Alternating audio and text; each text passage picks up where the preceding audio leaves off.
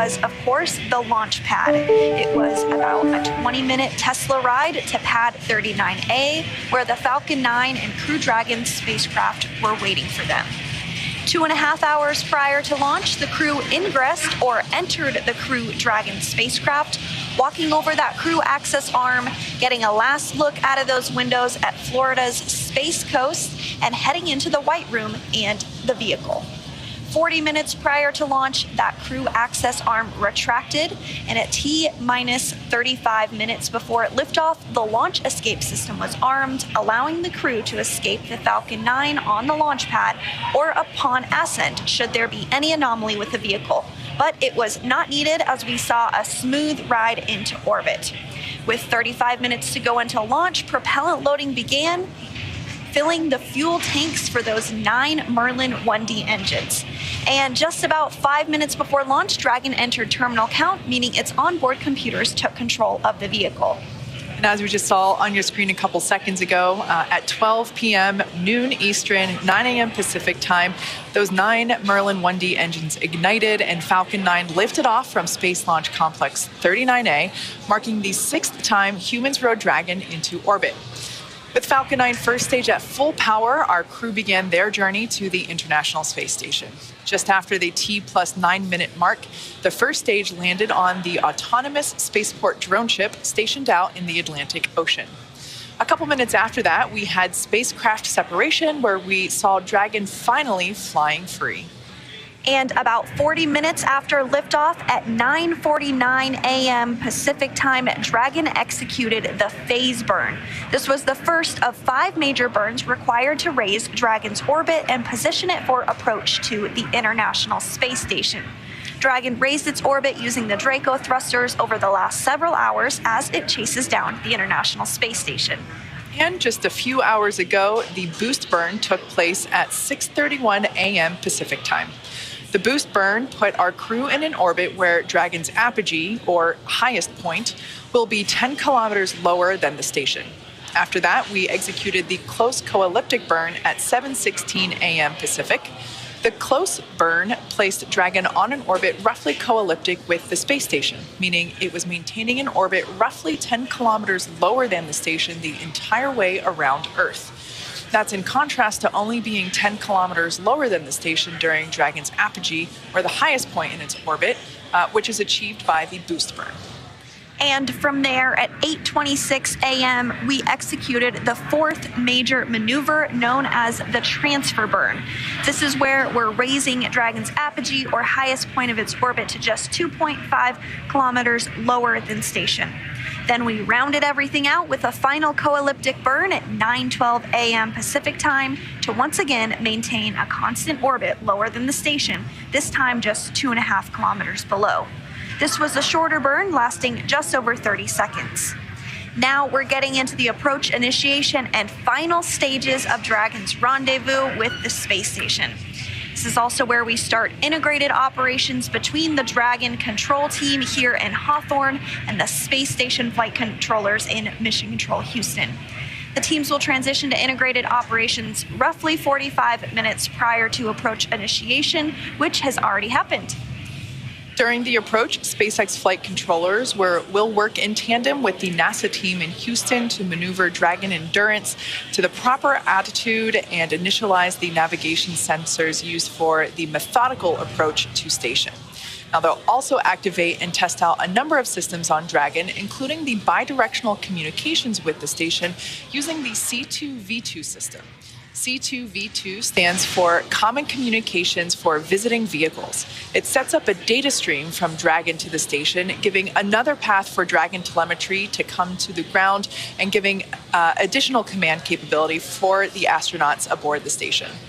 At approximately 12:29 p.m. Pacific, Draco thrusters on Dragon will fire for the approach initiation burn when Dragon is about 2.5 kilometers below station and just about 7 kilometers behind it. This will swing Dragon up until it's about a quarter mile, which is around 400 meters directly below the space station. This maneuver will also move Dragon inside one of 2 checkpoints around the station that requires a set of go, no-go poles with the different control teams. The first checkpoint is called the approach ellipsoid, or as you might hear it called, the AE. It's an imaginary shape measuring 4 kilometers by 2 kilometers by 2 kilometers, essentially a large 3-dimensional oval. Before Dragon is given permission to move inside the approach ellipsoid, the capsule is configured to be on what is known as a 24-hour safe trajectory. This means that if Dragon lost all control to its thrusters, it would be at least 24 hours before its trajectory would move inside the approach ellipsoid. That's right. The NASA and SpaceX teams will do a go, no-go poll to move Dragon inside the keep-out sphere, another checkpoint that consists of an imaginary sphere around the station with a radius of 200 meters. Flight controllers use this to monitor all arriving and departing vehicles. It's another chance to confirm all of the guidance, navigation, and control systems are working correctly on Dragon before moving it closer to station. It carries a similar requirement on the orbital trajectory that if Dragon were to somehow lose control of its thrusters, it and the space station would be safe for 4 orbits, or about 6 hours, rather than the 24 hours required to enter the approach ellipsoid. Once Dragon arrives at the 400-meter below station mark, it will be at what is known as Waypoint 0 and will be the first checkpoint during our approach. The vehicle can hold here at 400 meters, but if all of its systems check out, we can continue the approach to Waypoint 1. Dragon's move from Waypoint 0 to Waypoint 1 will swing it up and out in front of the station, arriving at a distance of approximately 220 meters. At this point, it will be on what we call the docking axis, which essentially means it is directly in front of the docking port, and the crew are headed to the forwardmost port on station, the Node 2 forward port. Dragon has docked to the Node 2 forward port before, and it utilizes the international docking adapters. That's where those are located, which have been installed for these new commercial spacecraft flights, as well as any other future spacecraft that also use the international docking standard. Once Dragon is only 20 meters away at Waypoint 2, the spacecraft focuses on aligning its docking system with the International Docking Adapter, or IDA. We may hear the call-out CHOP, which stands for Crew Hands-Off Point, a little less than 30 seconds before docking. At this point, any aborts will have to be done automatically by Dragon. And then it will be the moment we've all been waiting for when our crew arrives at the space station. Dragon will fly in and make contact with the IDA, giving us what we call soft capture. The soft capture ring then retracts until sensors indicate it's time for 12 hooks to drive in place to give us a hard capture and firmly secure Dragon to its new home on the space station. The space station crew, namely NASA astronaut Kjell Lindgren, will manually pressurize the vestibule, or the area between the Dragon hatch and the station hatch. Meanwhile, umbilicals that provide power, audio, and data connections from the station to Dragon are put in place. And it's time for leak checks and hatch opening, which is currently timelined to come a little more than 2 hours following docking. As you said, Sandra, it is a moment that we've all been waiting for. As you heard Shaniqua mention, it's been about a 25-hour journey thus far. And so we're very much looking forward to getting the Crew-5 crew on board with docking coming later this afternoon. So at this point in time, the crew has put their suits on. When the suits are on, they will complete a leak check of those suits to make sure that the integrity of the suits are still good, make sure all the zippers are up all the way and the visor is locked in place. And then at that point, we'll be given the okay to basically begin the dynamic activities. The suit is required to be put on for the dynamic activities of Dragon.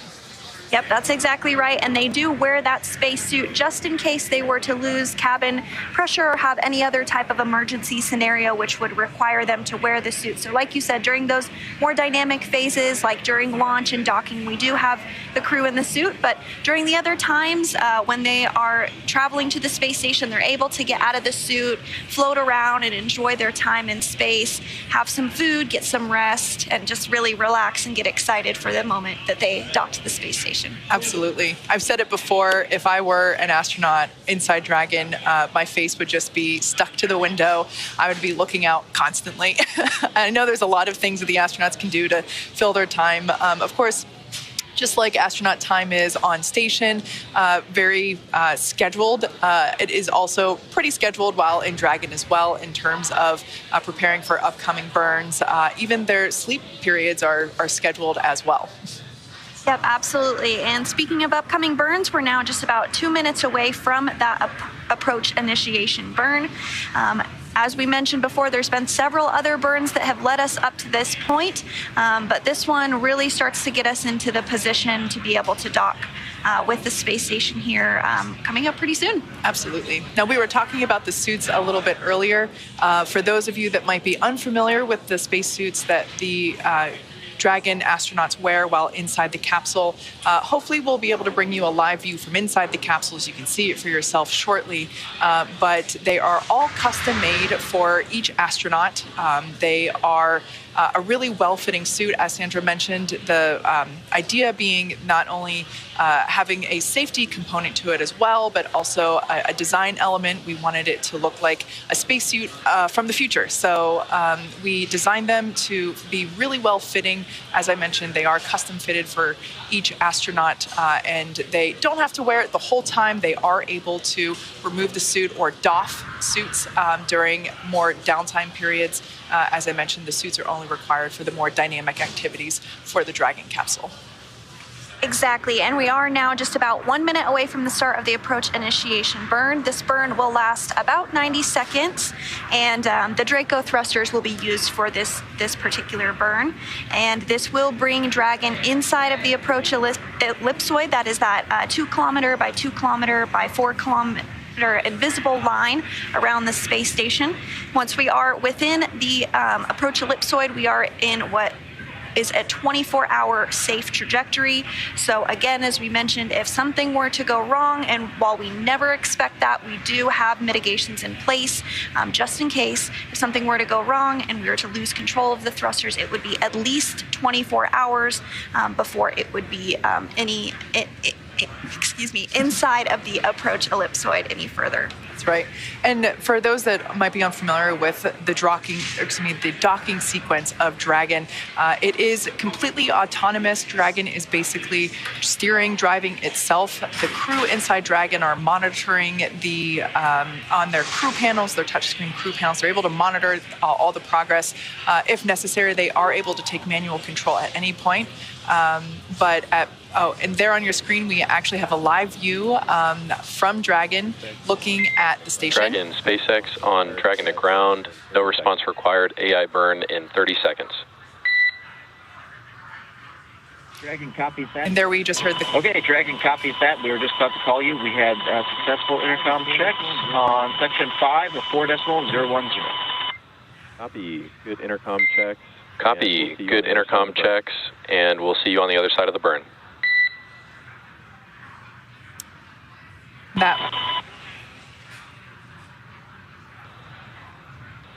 So that was just mission control here in Hawthorne, which you see there on your screen, just letting Dragon know that they were 30 seconds away from the approach initiation burn, which at this point in time is, like I was saying before, is everything an approaching station is highly choreographed. Everything is super controlled to make sure that the safety of the station, the safety of the Dragon crew is first and foremost. And that's why we basically have all these different phases and checkpoints that we have to reach in order to arrive and depart the station. Exactly, and as we said, that burn is expected to last about 90 seconds, so not a super long burn. But we should hear confirmation that that burn is underway here shortly. The crew has already began those leak checks earlier, as you said. Now that we're starting into some of these more dynamic phases, they are suited up just like they were yesterday when they did go ahead and launch. So we're standing by for the start of the approach initiation burn. We should hear it any second now.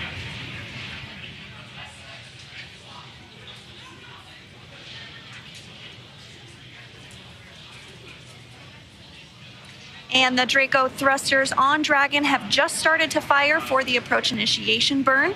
Dragon is currently about 2.5 kilometers below station and just about 7 kilometers behind it. This burn is going to swing Dragon up until it's about 400 meters or about a quarter mile directly below the station. SpaceX on the big loop. Approach initiation complete and nominal.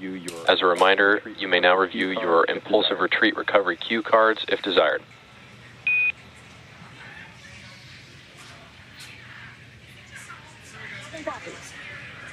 I can copy.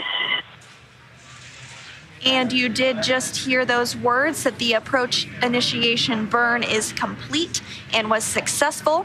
So this maneuver does move Dragon inside one of two checkpoints around the station that requires a set of go, no-go poles with the different control teams. The first checkout is called the approach ellipsoid, which we've been chatting a bit about, and you may hear it called the AE. It's an imaginary shape measuring 4 kilometers by 2 kilometers by 2 kilometers, essentially a large 3-dimensional oval. And before Dragon is given permission to move inside the approach ellipsoid, the capsule is configured to be on what is known as a 24-hour safe trajectory, which again means that if Dragon lost all control to its thrusters... Dragon, SpaceX on Dragon to ground for waste system.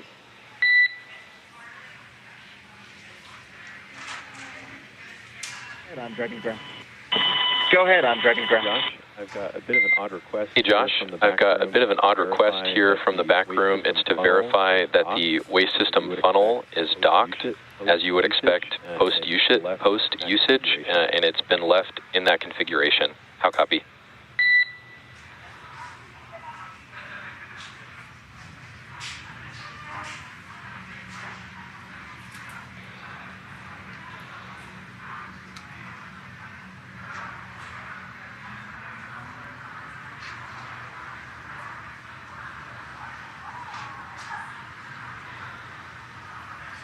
So again, Dragon is now within the approach ellipsoid, which means that if Dragon lost all control to its thrusters, it would be at least... SpaceX Dragon on Dragon to ground. We just confirmed that after the last usage, it was plugged back in firmly and velcroed into place.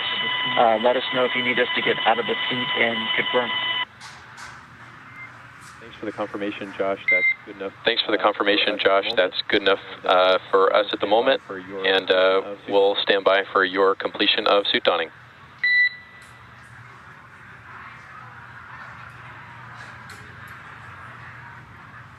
And those words from the ground up to the crew as they step through their procedures. Now that they are within the approach ellipsoid, again, that means it would be at least 24 hours before its trajectory would move inside the approach ellipsoid if we were to lose control of the thrusters for some reason. That's right. So as you heard a little bit ago, we did have that approach initiation. Dragon does have the ability to perform a mid-course maneuver about halfway through the journey to Waypoint 0, and that's just to help ensure that Dragon is positioned correctly under the station, 400 meters below. About halfway from our starting point of approach initiation to Waypoint 0, Dragon will execute a small mid-course maneuver, and this is just to fine-tune our approach to ensure we're targeting a precise point 400 meters directly below the station. Yeah. Now, we can see that Crew Dragon has a very busy afternoon ahead, but even in space, it still takes two to tango. The International Space Station is also a factor in the mix for this. It is very much a choreographed dance, basically, the whole approach operation. At this point, let's check in over at NASA Houston with Shaniqua Vereen to see how things are going on over there. Thanks, Kate. Good afternoon, and welcome back to Mission Control Houston at NASA's Johnson Space Center. Inside the Space Station Flight Control Room, teams are being led by Flight Director Greg Whitney for Dragon's approach and docking. On board station, there is currently 7 astronauts and cosmonauts, including NASA's Kjell Lindgren, Bob Hines, Jessica Watkins, Frank Rubio. 4 decimal is 0. Donning, we're good to come back on. Copy, Dragon. Suits are donned. Crew are seated. We are ready to step into leak checks. We'll meet you over in 4.011, and we'll bring the cameras back on board.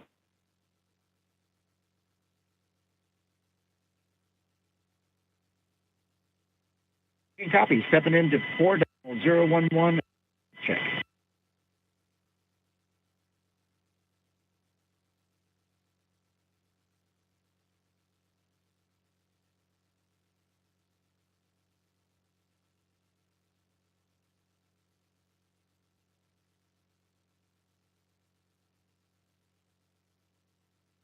And you just heard confirmation from the crew to the core in Mission Control SpaceX.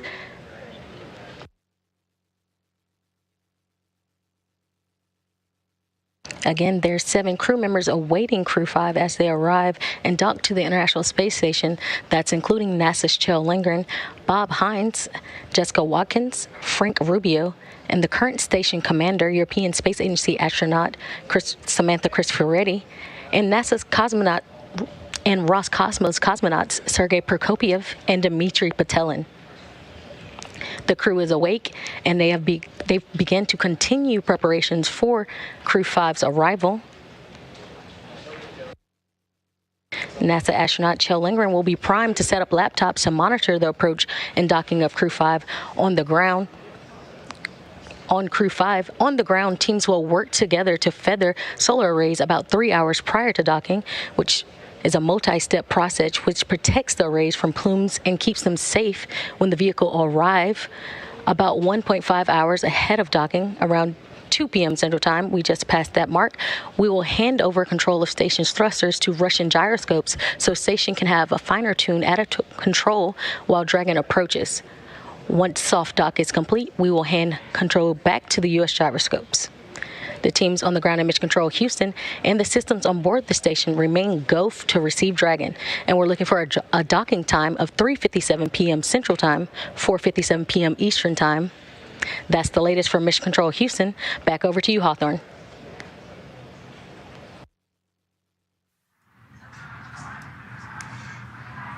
Thanks, Shaniqua. So glad to hear that everything is going smoothly in Mission Control Houston. And as you have this view of Mission Control Houston there, you could see one of our flight consoles, the Cronus console, and they are in charge of all of the cameras and videos and help configure that throughout the International Space Station. And they did actually get views of Dragon when it was over 1,300 miles away from the International Space Station. I'm not sure if that's a record, but they have been tracking Dragon as it approaches for quite some time. We'll, of course, continue to see views of Dragon as it gets closer and closer and see Dragon grow in the field of view. Yeah, I follow a couple of the Kronos controllers on Twitter, and it's so amazing to see the images that they're able to capture from the station. And I never realized it, but it's actually quite a skill to be able to capture the things they do. And it makes sense because the station is constantly moving. And yeah, especially during Hurricane Ian, it was pretty cool to see the images coming from ISS. So all that being said, now while we wait for our next milestone, let's take a moment to meet our crew. Nicole Mann holds a Master of Science in Mechanical Engineering. SpaceX Dragon on Dragon to ground. We're at step 2.2, 4.011, and we are ready to pressurize. Dragon, SpaceX, you are go to pressurize. We are following along on the ground. And you just heard that call out that they are go to start. Dragon is a go to initiate the suit fleet check.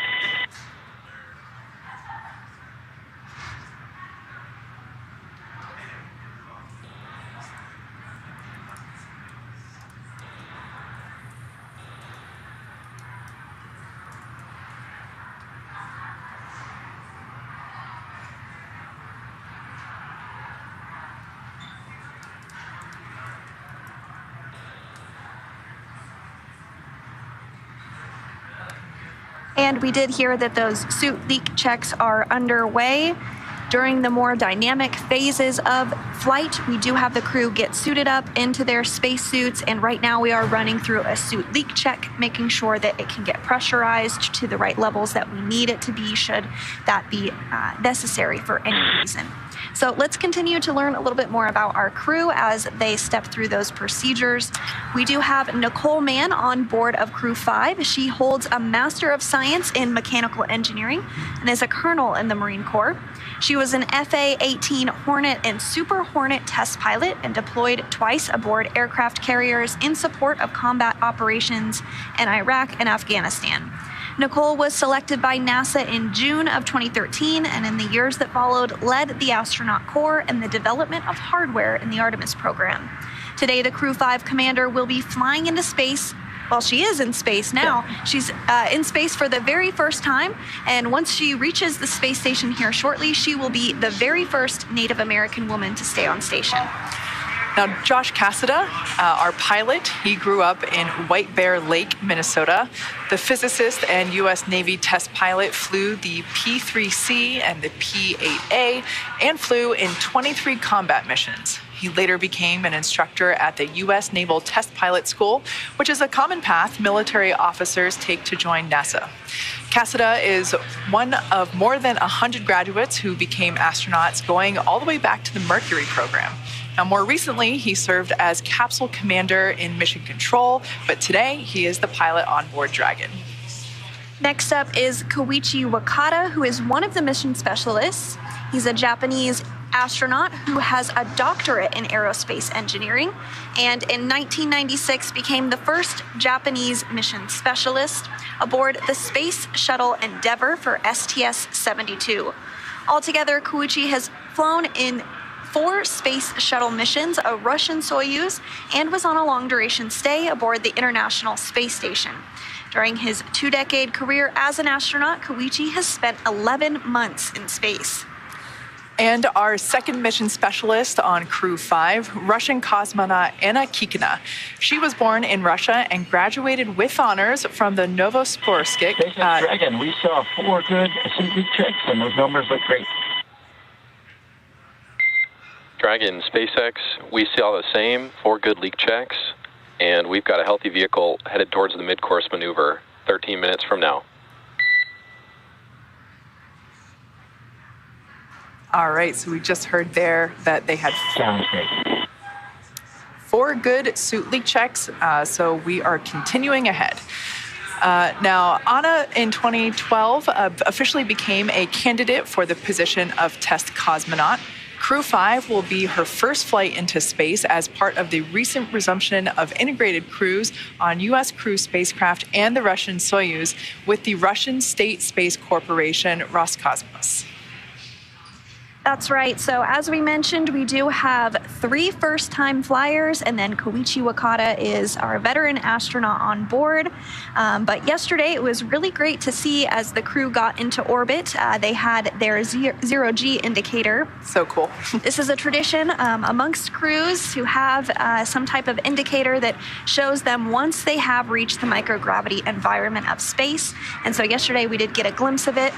It was a small stuffed Einstein doll, and we had some great words from NASA astronaut Josh Cassada, who shared the significance of that zero-G indicator. If you didn't catch it live yesterday, I highly recommend going back and checking it out in the broadcast. It was pretty special. Yeah, it was really touching. I also loved that during the launch broadcast, Bob Behnken, who was one of our 2 space dads that flew on the NASA SpaceX Demo 2 mission, actually brought the zero-G indicator from that mission, his son's sequined stuffed dinosaur named Tremor. Many of us here at SpaceX and probably also at NASA, we have a replica Tremor at our desks, and so it was really special and cool to see the real Tremor on the launch broadcast yesterday. Yeah, that was very special, absolutely. And speaking of the launch broadcast yesterday, we also talked about the 50th SpaceX suit. We had a helmet that we were able to talk about, and Jesse shared some great information on that. But the 50th SpaceX suit, that's quite the milestone. Yeah, it definitely is. As I mentioned before, they were designed in-house. They are built in-house by hand by our very skilled team of spacesuit technicians and engineers. It's quite an accomplishment to basically be able to provide each astronaut with their own unique suit. As I mentioned earlier, they are custom fitted to each astronaut, so there is no option to switch them out or mix them up during flight. Of course, they are safely stowed away whenever the astronauts are not wearing them, but we're really proud that we were able to design and build and test a spacesuit of the future, and each Crew Dragon astronaut gets one of their own for each mission. Absolutely. And as we did mention just a couple of minutes ago, we did have 4 good suit leak checks, which is just checking off another milestone as we approach the International Space Station ahead of docking. Now, if you are following along with us and would like to ask a question, please be sure to do so. You can use the hashtag AskNASA, and we'll answer as many as we can while we're on air. So let's see if we have any Ask NASA questions right now that have came in. All right, it looks like we do have one from Bob O'Dare Jr., who wants to know, what time did Crew-5 wake up? Well, typically, the crew has a prescribed sleep and wake cycle that they utilize on the journey uphill. But for Crew-5, they had a rest period or an off-duty time period. So they were able to get out of their spacesuits, get comfortable, and get some rest. They did wake up earlier this morning, a little earlier than expected, which makes complete sense. It's probably a little bit like Christmas morning for them. They're eager to get the day started and get docked. Looks like we have another question. What kind of meals do the astronauts eat prior to docking? Do they get to choose their meals? And this comes to us from KC7Z1E. So the crew has a variety of different meals that they have the option to eat while they are in space. Now, there is 2 real different types of meals it's important to distinguish between. While in Dragon, they have something similar to an MRE or a meal ready to eat that they can easily eat on the journey uphill. Once they do arrive to the space station, they have rehydratable food that has been dehydrated in our food lab in Houston. And they have a variety of different foods that they can eat, macaroni and cheese, different meat products, pasta. Our food scientists really try and keep the menu different for the crew so that they are excited about what they have to eat. If you think about they're up there for 6 months at a time. Oftentimes they don't have a lot of fresh fruits and vegetables. Those things can come up occasionally on cargo resupply missions, but we do hear a lot from the crew that that's something that they miss. So the food scientists in the food lab do try and keep it very interesting and help the crew be excited about their food. And then, of course, the crew will plan out their menu and the meals that they would like before their mission.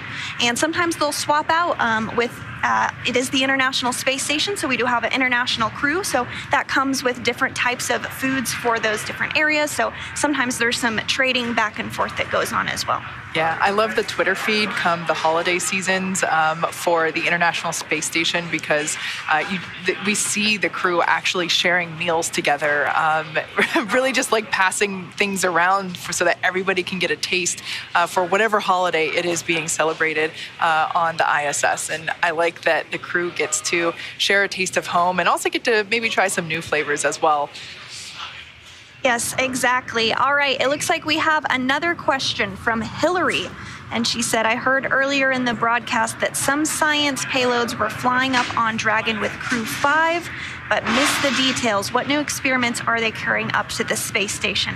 Well, we could talk about this question for the rest of the broadcast because it truly is the International Space Station, and the point of it is to do science research and investigations.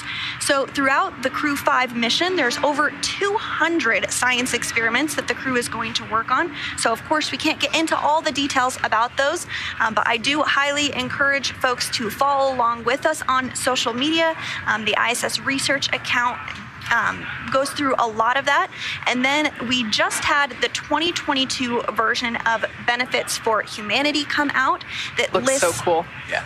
A plethora of science that has been done on board the space station and how it directly benefits us here on Earth.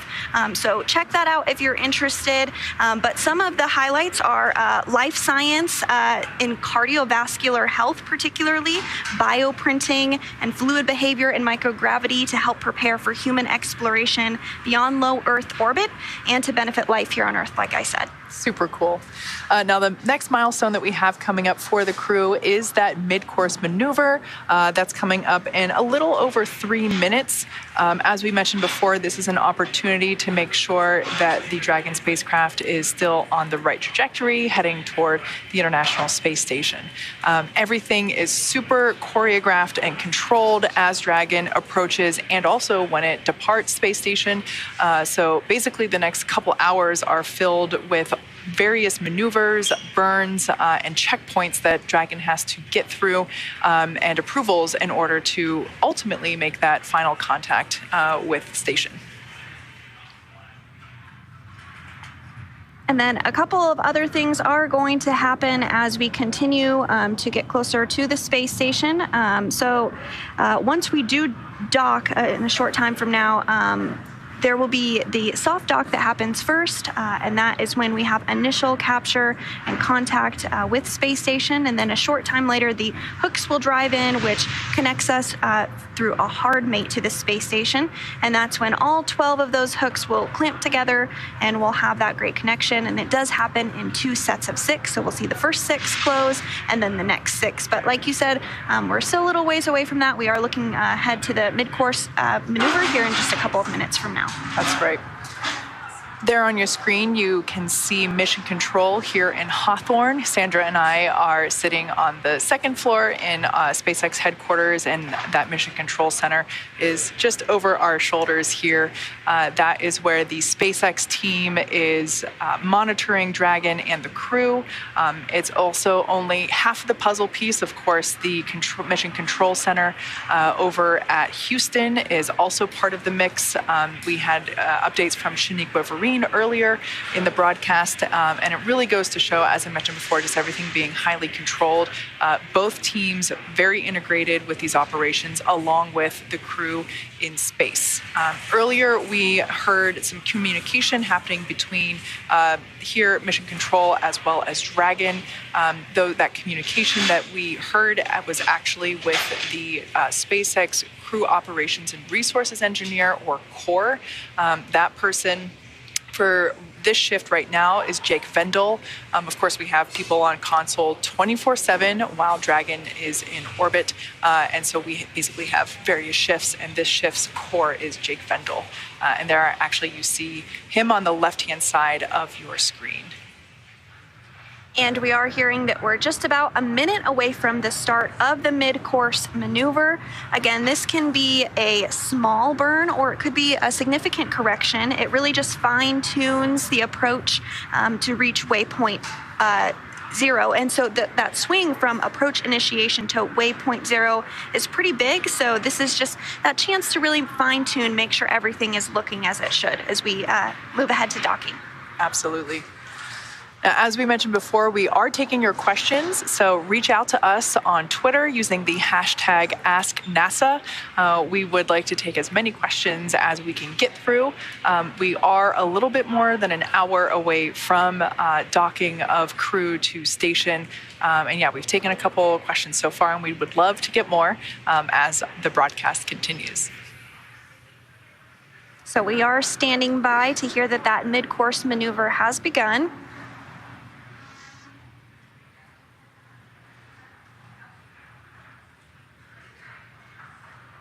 Endurance is about 2 kilometers from Station Houston on Space Ground 2 for chill and window shutters.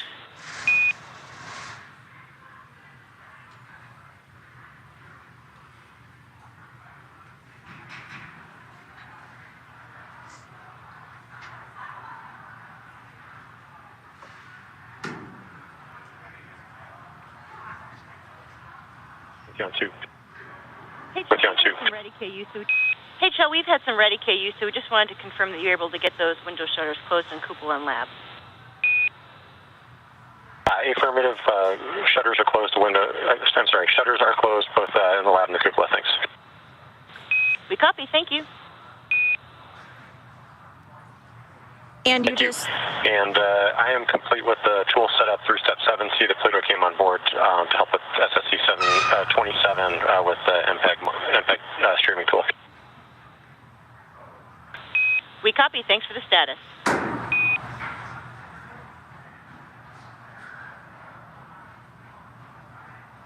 And you just heard those words from the ground up to NASA astronaut Kjell Lindgren discussing the shutters in the cupola. The cupola is that window to the world. It's one of the places that the astronauts love to hang out when they have free time because you have a beautiful view of the Earth floating by below you, but it does have shutters on it that can be open and closed, and for docking operations they want to be sure that those are configured closed. So he was just giving a confirmation of that. So again, we are just seconds away from the mid-course maneuver beginning.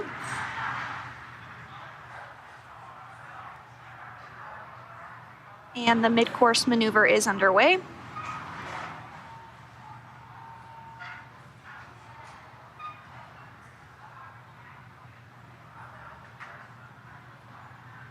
So we did just start that mid-course maneuver, which again is done about halfway from our starting point of the approach initiation to Waypoint 0. This burn helps to fine-tune our approach to ensure we're targeting a precise point 400 meters directly below the station.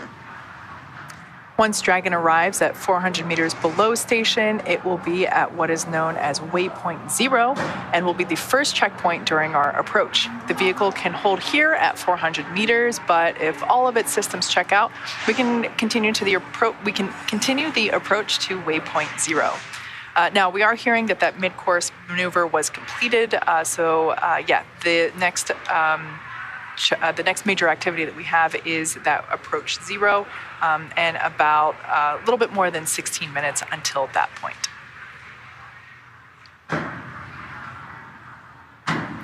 And so once Endurance does dock to the space station, this will be its second time docking to the space station.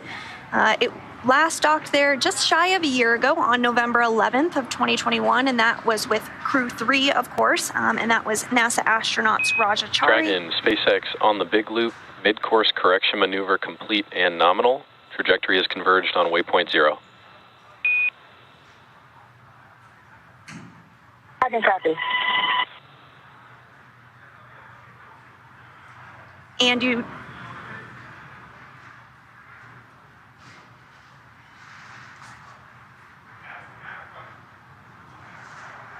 And you just heard those words there that the mid-course maneuver was successful and went just as planned, so we are still on track for docking today. As I was saying, so once Endurance docks, this will be its second time on station. It last docked there on November 11th of 2021, and it just undocked on May 5th of this year, so it hasn't even been a year since it's been on station, so pretty neat that it's going to be back again. All right, so as we mentioned, we are taking your questions on social media using the hashtag AskNASA, and it looks like we have another one coming our way. This one comes to us from Jordan T. How fast is Drew Dragon, although I like that name, I think it's a typo, Crew Dragon traveling at the time of docking? Yeah, this is a great question. In order to catch up and really stay in orbit, it has to be going just as fast as the International Space Station, which is about 17,500 miles per hour. So the whole idea is to go fast enough to basically not fall back to Earth. So yeah, it's going pretty fast. And it's incredible to think that it really gets up to that velocity in just a matter of minutes after it lifts off from Earth. That's right, and it looks like we do have another question here that is asking, why does the flight to the space station take 24 hours? So we did touch on this earlier. It's all based upon the phasing and where the International Space Station is at the time of launch. We do launch from the Kennedy Space Center in Florida, so depending on when that launch window is, sometimes it can be a shorter launch to docking phasing, sometimes it's a little bit longer. For this particular one, it's going to be about 29 hours from launch to docking. Yeah. Similarly, on Dragon's ride home, it kind of depends on a lot of things. orbital mechanics being one of them, but also weather. So sometimes the return journey to Earth can take a matter of a couple of hours, or a few hours, to depending on weather at the splashdown locations, could take up to 24 or even a few more hours. So yeah, everything really has to do with orbital mechanics and trying to get to the right place at the right time. And as we mentioned during the launch broadcast, everything has to be super precise and really instantaneous because the Dragon is catching up to the space station. Those orbital mechanics really dictate down to the millisecond the moment that Falcon 9 has to lift off with the capsule. Exactly right. And here coming up soon, we should start to get some views of Dragon as it approaches the space station, or we might be able to get some views from Dragon of the space station. So looking forward to seeing those views here shortly. And there it is. There's the International Space Station as seen from Dragon. As it approaches, we'll continue to see this grow larger and larger in the frame of view. And now this great view from inside the Dragon capsule. Yeah, this is our first look inside capsule this morning. As we mentioned before, the crew put their suits on. We got through 4 successful suit leak checks, and there we can see the same panels that the crew is using to monitor. So when we hear the crew communicating, they might be saying that we're go for section 4 or we're in step 2.6. It's right there in front of your eyes. You can see the procedure that they are also running through and monitoring. Now on either side of the procedure screen was a cool visualization of which thruster is firing when. So kind of a nice visual to be able to tell how Dragon is steering itself. Absolutely. And in this view here of the International Space Station, you can make out the solar arrays. Those are those pieces on either side. Now, right now, Dragon is getting its power from its own solar arrays that are found on the trunk of the vehicle. But once it does dock to space station, some umbilicals will be hooked up, which will provide power from the space station. So at that point, Dragon will be configured to be receiving its power from the space station.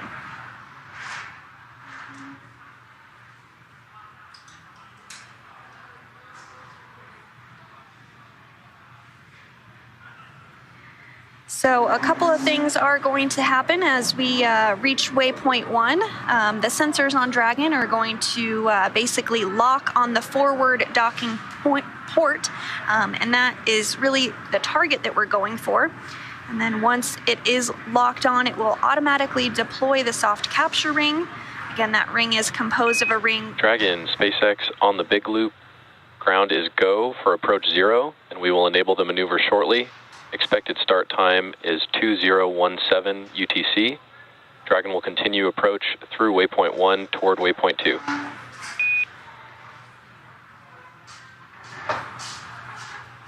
Second copies, we are looking for the approach to last one.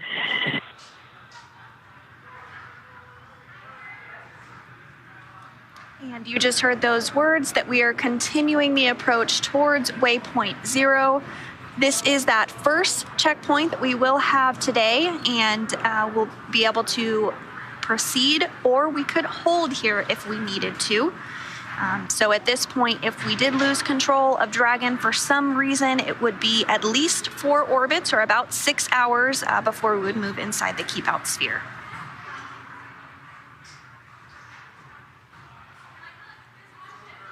And it looks like that is a view from station of Dragon. So there we can see planet Earth rotating as Dragon catches up to the space station.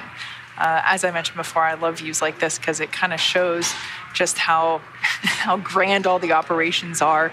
As we've said multiple times, everything is very controlled and choreographed, and it's pretty cool to see Dragon just get closer and closer. We saw the crew in their seats earlier, all strapped in with their suits on. But as I mentioned before, I would personally just want to have my face against the window the whole time, just looking out.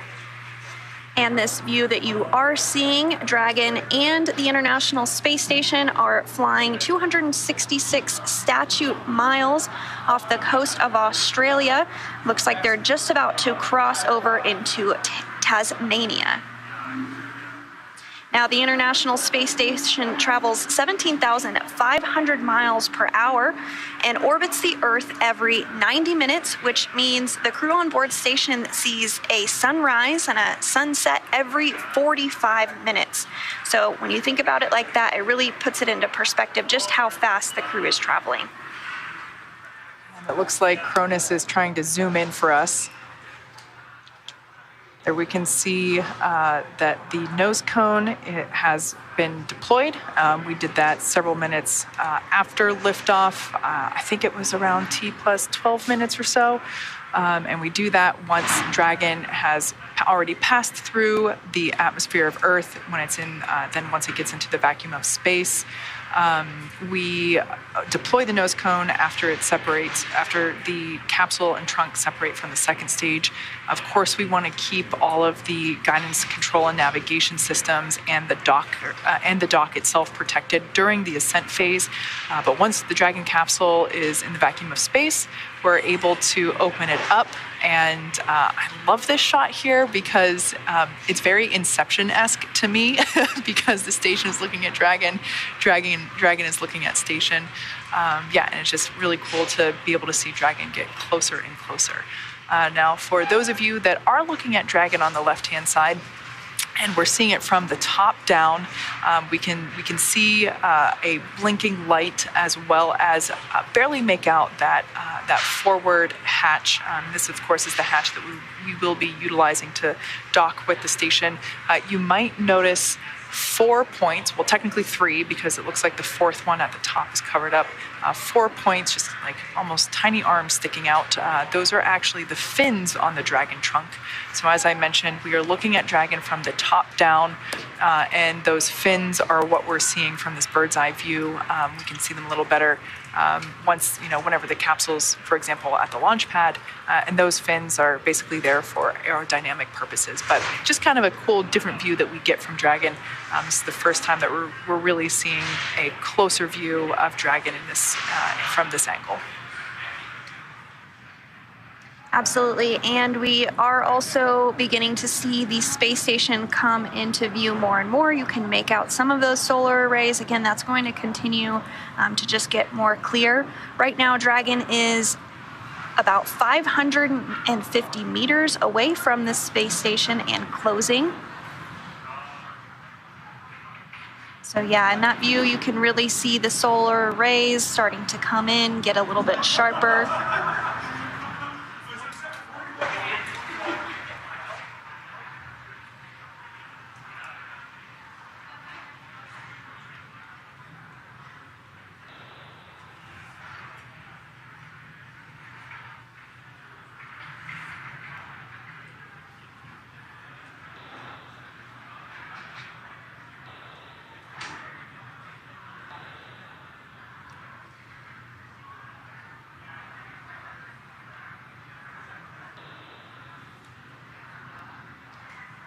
So we are looking ahead to the next major milestone, which will be Waypoint 0, when we're about 400 meters away from the International Space Station.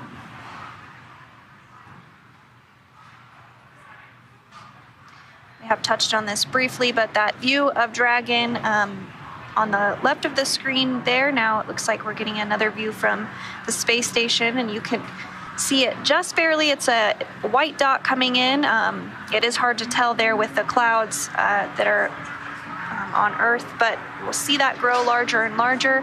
That is again controlled by one of the flight control positions in Mission Control Houston called Cronus. They're able to position the cameras in a variety of different ways that allow us to get these beautiful views of Dragon as well as the Earth. And Kate, you had mentioned we did get some views of Hurricane Ian as it was passing over the United States, but we are able to get some views here of Dragon with that nose cone open like you mentioned.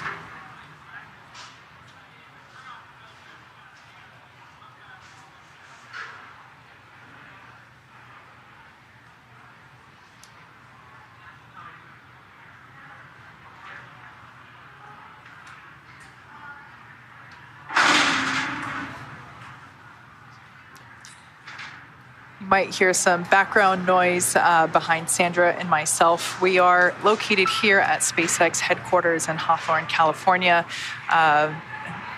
We are an active operations environment.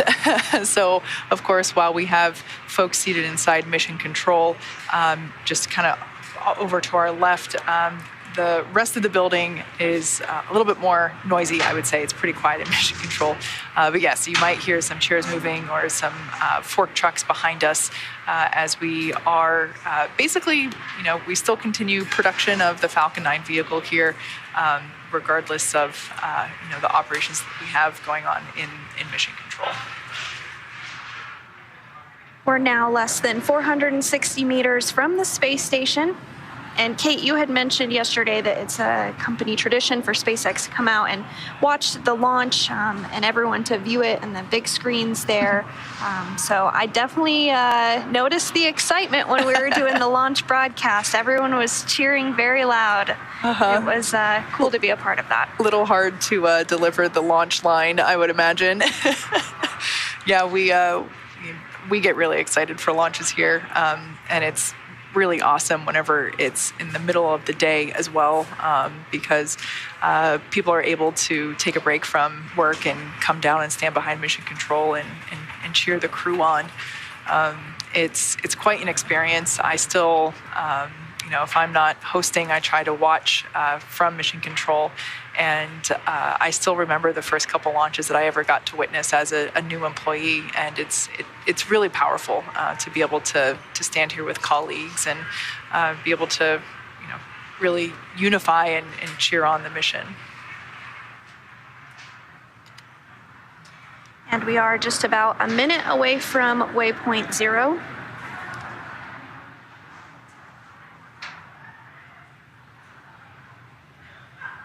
...427 meters away from the International Space Station.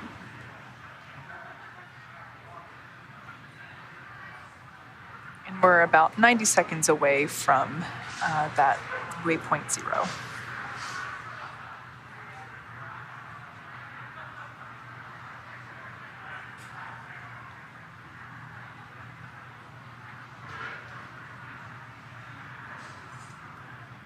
As we've mentioned before, Waypoint 0 basically means that Dragon is directly below the station by about 400 meters.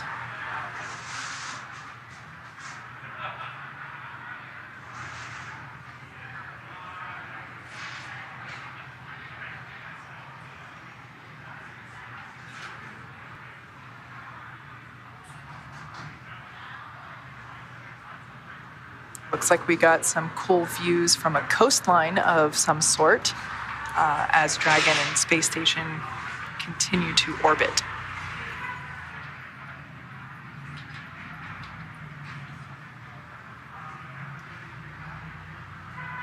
The International Space Station is flying over some beautiful views. Like you mentioned, it's 262 statute miles, approaching Port Bia as well as Fiji. So that explains the beautiful, beautiful views we were seeing.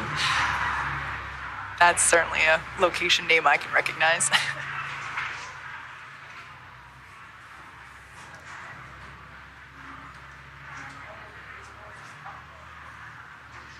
All right, standing by for confirmation of Waypoint 0.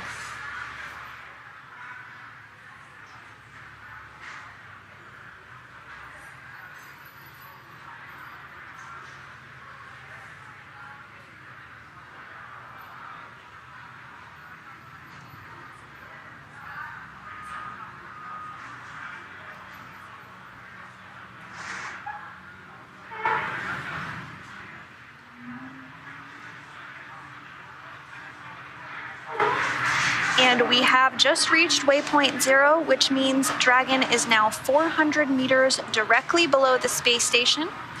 And we can definitely see it now in these views coming from the International Space Station. So coming up, Dragon's move from Waypoint 0 to Waypoint 1 will swing it up and out in front of the station. We'll then pause at a distance of approximately 220 meters. And at this point, we will be on what we call the docking axis, which essentially means it's directly in front of the docking port. We did already hear the teams do a go, no-go poll for this approach, and everything remains go.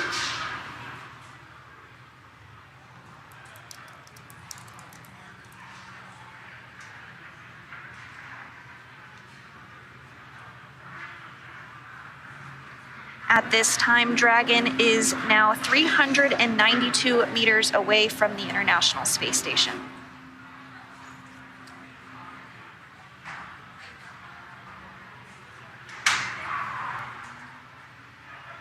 Great view of Dragon there, once again from the top down. As we've mentioned before, we keep that nose cone closed through the ascent portion of the mission, and then we open it up while Dragon is in the vacuum of space. It's able to provide protection for the various sensors that are used to help Dragon steer itself. So all the guidance, navigation, and control systems. It also protects the forward hatch, which is what, as I mentioned before, it's what we use to dock to the space station. So it's pretty cool, and I think. I think it's pretty neat that basically the side hatch, which is we were able to see it just moments ago whenever we had a little bit more sunlight reflection over there. But it's cool to think that the side hatch, which is what Dragon SpaceX on the big loop. We see the onboard for GNC RelNav. No crew action required. Both Dragon eyes locked on to mismatching reflectors and are now locking onto their correct targets. Standby 1. And copies. Speaking of those sensors, it sounds like those Dragon eyes, which are one of the sensors, there's actually two of them, two of those Dragon eyes, they are locking on to the appropriate sensors on station at this point in time. So as I was saying, yes, that forward hatch is what the crew will basically ingress and egress the station from to get in and out of the Dragon capsule to station. The side hatch, which was used for crew ingress yesterday while the vehicle was on top of the rocket at pad 39A, that hatch will remain closed until Dragon splashes back down on Earth. So as we mentioned before, just making sure that Dragon SpaceX on the big loop. For an update, we see both Dragon eyes locked on to their expected retro reflectors, and Dragon is back in approach 0. We're going to continue marching towards Waypoint 1 here.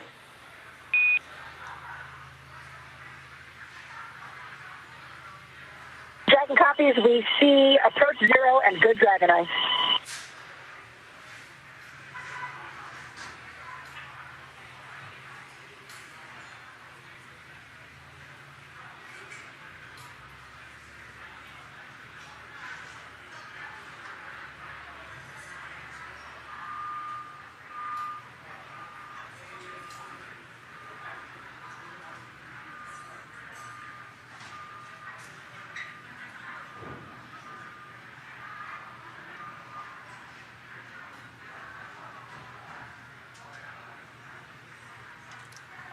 So as we mentioned before, we have been taking your questions via social media.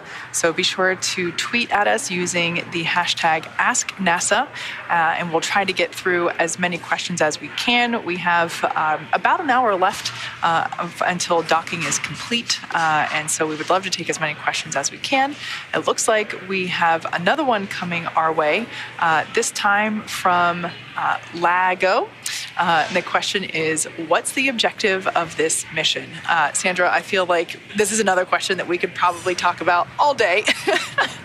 But I think in summary, the objective for this Crew-5 mission is it's the next operational rotational mission to the space station for a crew of astronauts. And then subpoint 2 would be science, kind of as we were talking about before, really continuing the science objectives with this mission, with many experiments. It's honestly conducting experiments is how the astronauts spend quite a bit of their time on station, in addition to exercising and, of course, eating. Exactly right. And just to add on that, the real point of this mission is to learn more about humans and how they interact in the environment of space and how the body changes. All of us on Earth have grown up our entire lives experiencing gravity all the time. It impacts every single thing that we do all day long. But when you remove that from the equation, things act very differently. Things float, water behaves differently, flames behave differently. And we have learned a great deal about this in the more than 20 years that we have been continuously inhabiting the International Space Station. And this is really important because as we continue to return to the moon through the Artemis program and then on to Mars, we have to make sure that humans are healthy when they are in a microgravity or a different gravity environment on Mars. And so this mission will continue to help us learn all about that.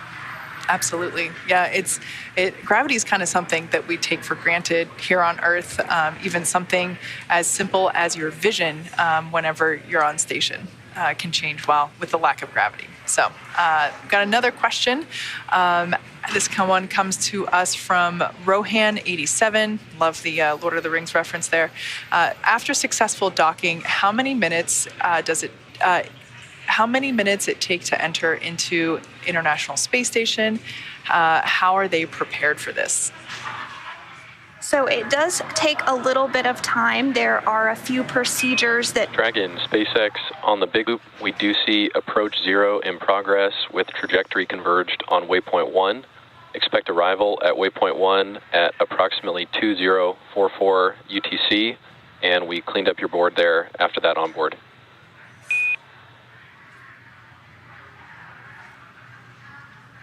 Copies, and we see the cleanup. Thanks.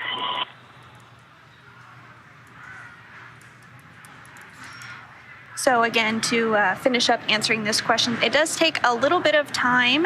They're not able to open the hatches right away. There's a couple of steps that they need to walk through, including pressurizing the vestibule. That's the space between Dragon and the International Space Station, as well as making sure that the leak checks there are good. Once that takes place, the crew is able to open up the hatches and flow onto the space station. So that takes a little less than 2 hours in total. Now, we just heard moments ago that was communication between the crew and SpaceX core here at Mission Control Hawthorne, just indicating that we'll hit the next waypoint, so that would be Waypoint 1. We're expecting to hit that at basically 1:44 p.m. Pacific time, so about 20 minutes from now.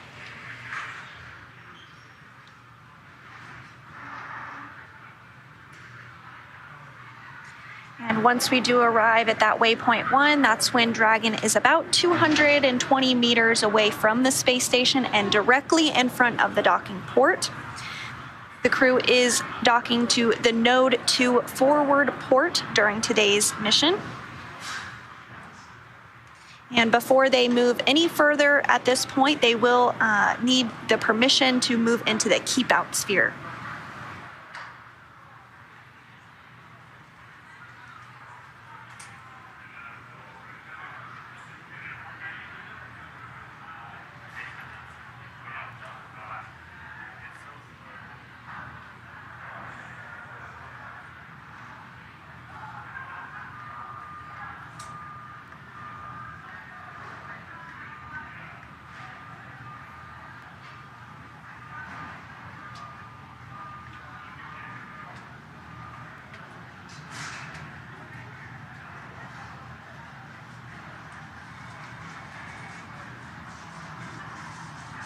Dragon now closing in on 300 meters from the International Space Station.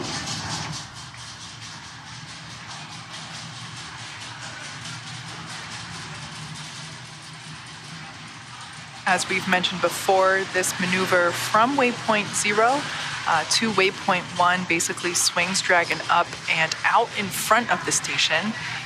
It pauses at a distance of approximately 220 meters.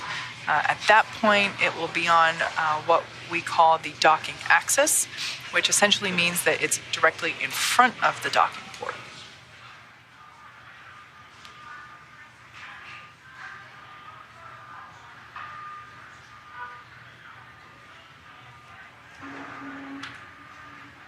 And it is really important that we have these different waypoints because they allow the team to really evaluate the status of the vehicle, the readiness of the space station to receive it.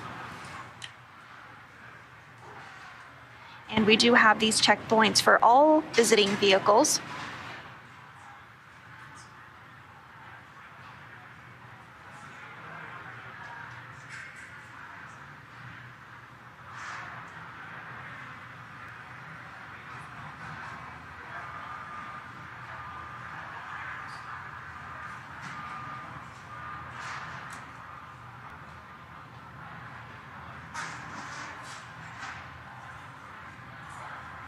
And we're continuing to get good views of Dragon as it approaches the International Space Station. The International Space Station is currently flying 260 statute miles over the Pacific Ocean. It is approaching the very northern tip of Hawaii.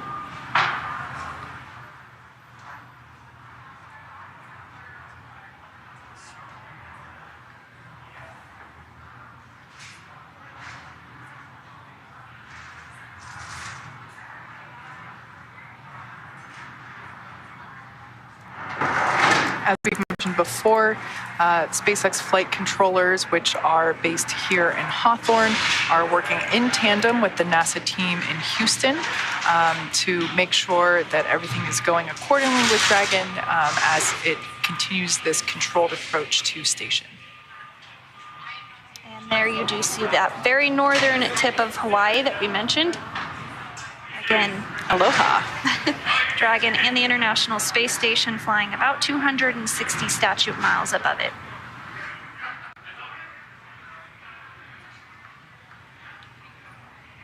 There on the left-hand side of your screen is SpaceX core Jake Vendel.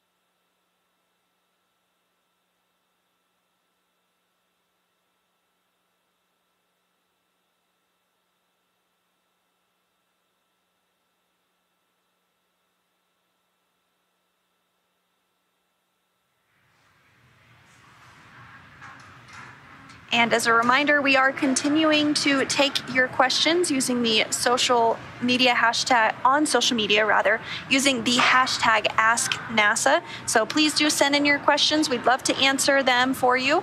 We do have a question from Ashley who wants to know, even though the astronauts are in zero gravity, can they feel the speed of the Dragon? Yeah, that's a good question. Generally, no. So once they are basically, at velocity inside Dragon, you don't really feel how fast it's going. It's very similar to whenever you're in a car. Let's say you're in the passenger seat and you're the driver, you're on the freeway. And if you're going 65 miles an hour, you don't really feel how fast you're going. You might be able to see it based on looking out the window.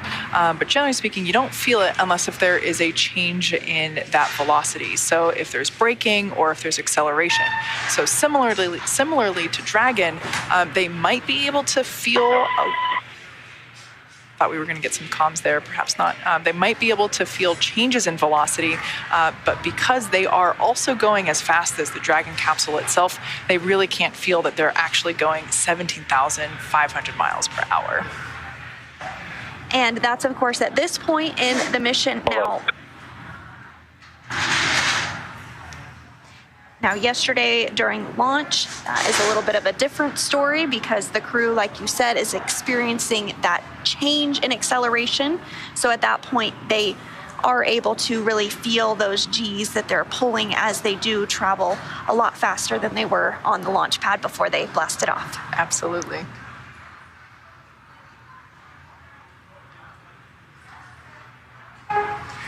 So Dragon is now under 300 meters from the space station. Looks like it's about 294 meters away.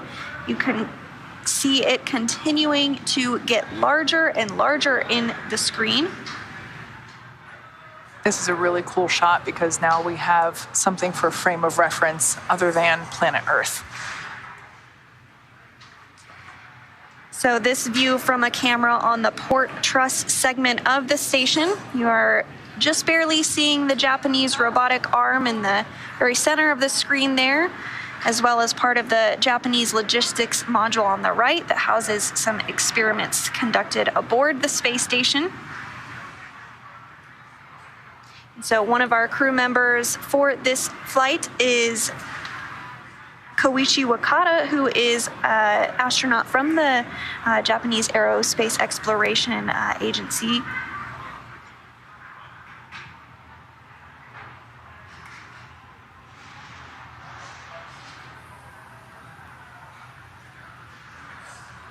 We're just under 6 minutes until we hit Waypoint 1. As we've mentioned before, this movement from Waypoint 0 to Waypoint 1 will swing Dragon up and out in front of the station. So if you've been watching that capsule, it has been moving slightly in that frame. So it'll move up and in front of the station, and it'll pause at a distance of approximately 220 meters. At that point in time, Dragon will be on what we call the docking axis, which basically means that it's directly in front of the docking port that it will be aiming for.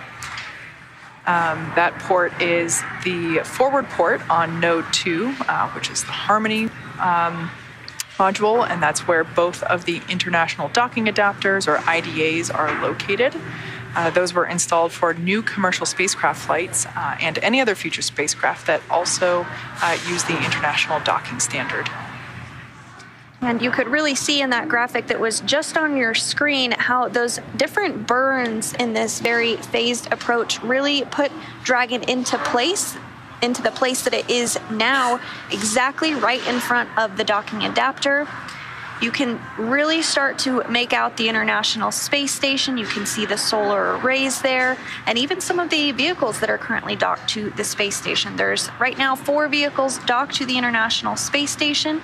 That includes the SpaceX Freedom capsule, which Crew-4 arrived on and will return back home shortly, as well as the Russian Progress 80 and 81 and the Soyuz MS-22.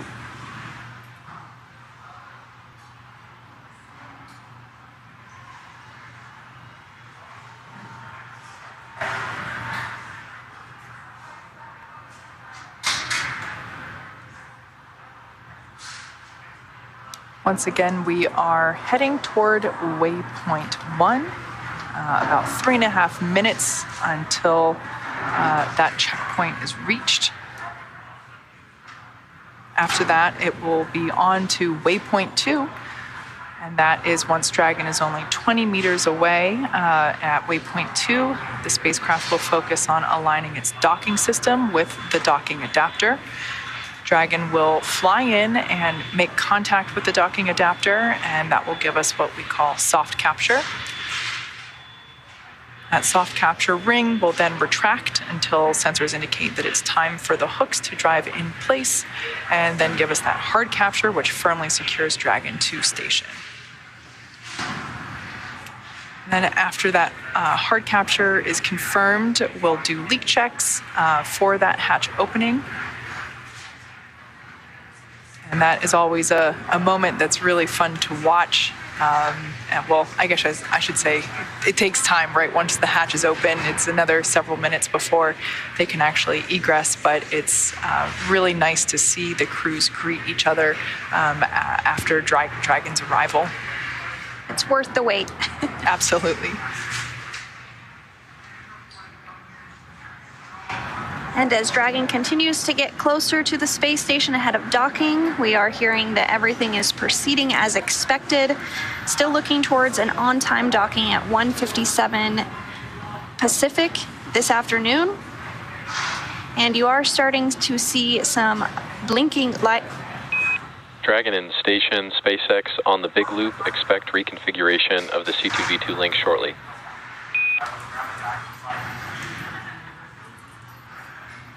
Dragon copies.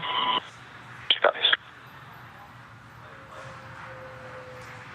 And you did just hear that call about the C2V2 system being reconfigured. The C2V2 system is the common communications for visiting vehicles, and that really helps to set up the data stream from Dragon to the space station and provides another path for Dragon telemetry to reach Earth.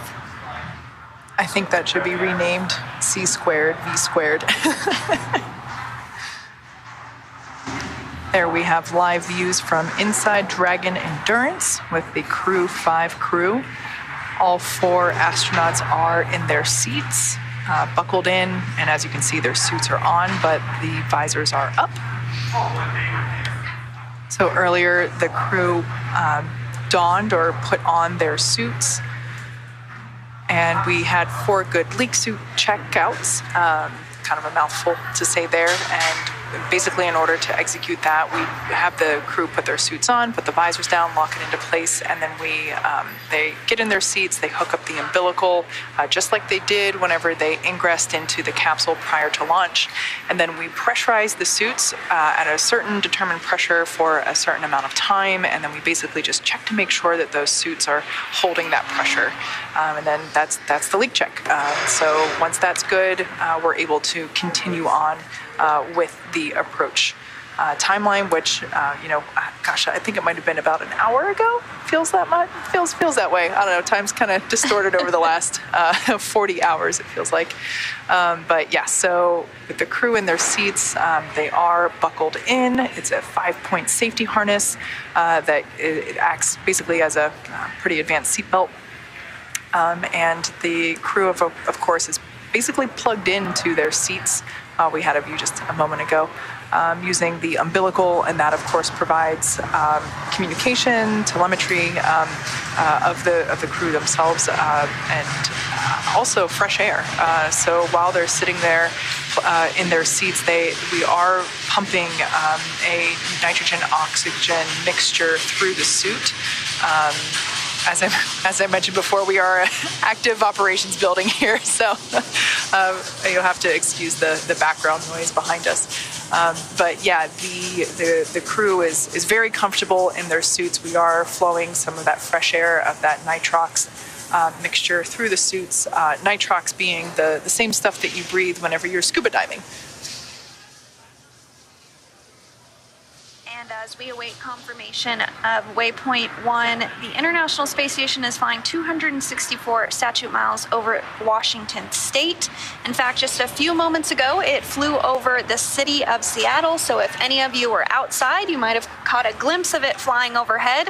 But it looks like it's already passing into Canada, and that just really goes to show how fast 17,500 miles per hour is. You cover a lot of ground when you're going that quick. For sure. It's that exact point is kind of what makes it easy to spot, especially at night.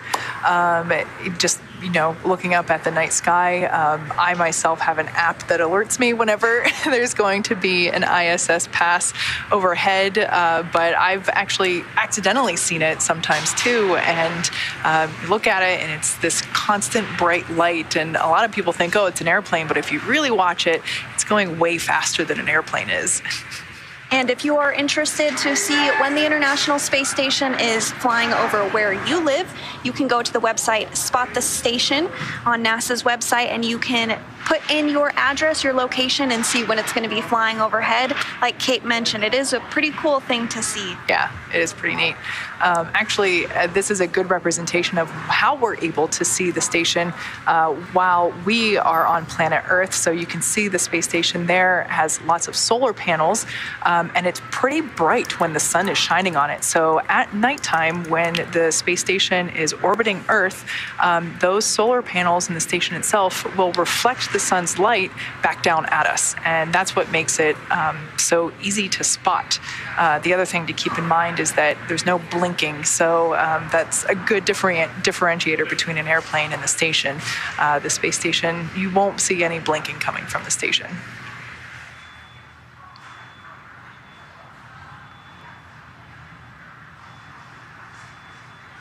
And we are now under 250 meters away from the space station.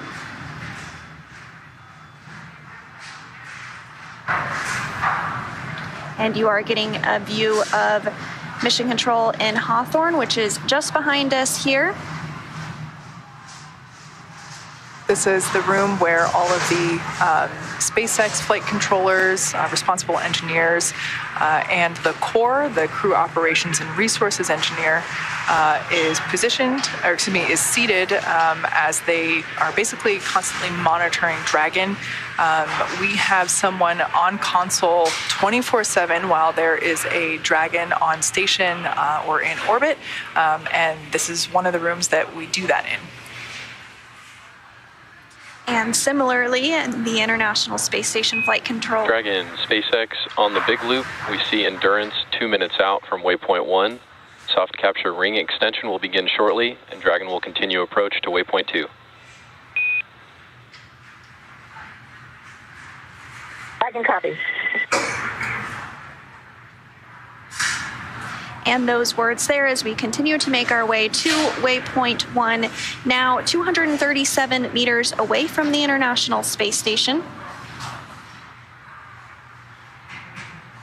As we've mentioned before, these checkpoints, these imaginary zones that we keep talking about are very important for Dragon, or really any spacecraft that's heading to or departing from the space station have to abide by, because everything is everything is designed to keep the crews both inside the spacecraft as well as the crew on station safe.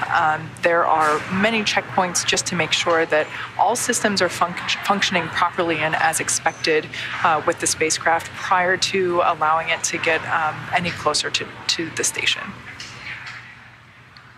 And we are hearing that we're just about a minute out from reaching Waypoint 1.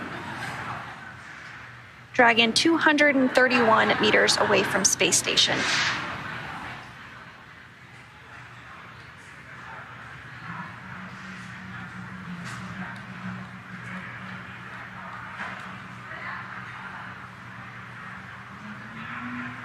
So we are coming up on Waypoint 1, which is 220 meters right in front of the space station. And that milestone will put us right in line with the docking access. So once Dragon reaches that docking access, it will have about 20 hours of power, so it could easily hold there for quite some time and could reattempt to dock if necessary, but everything is really proceeding on track for docking today.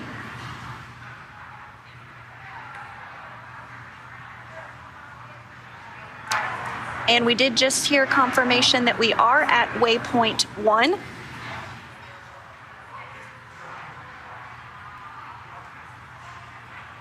The next milestone will be Waypoint 2, and that's coming up in just under 8 minutes.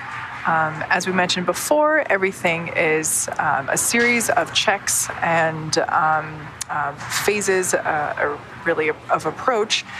In this next phase, we're going to be heading to Waypoint 2, and at that point in time, Dragon will basically be in line with the dock that it is heading to.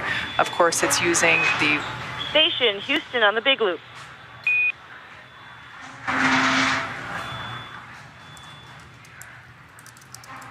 Houston Houston with you on the big loop.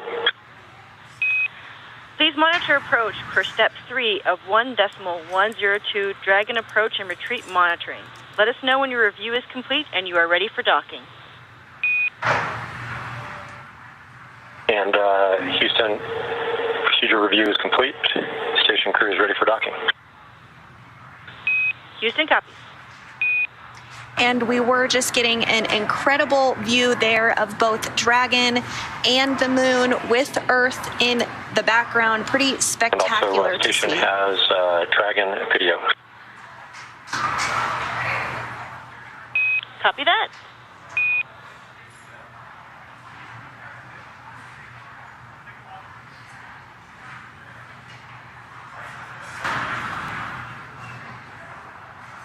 And there you can see that view again, the moon in the farthest portion of your screen there, the furthest back circle, Dragon in the middle, and the International Space Station in the closest field of view, of course, with our pale blue dot underneath it.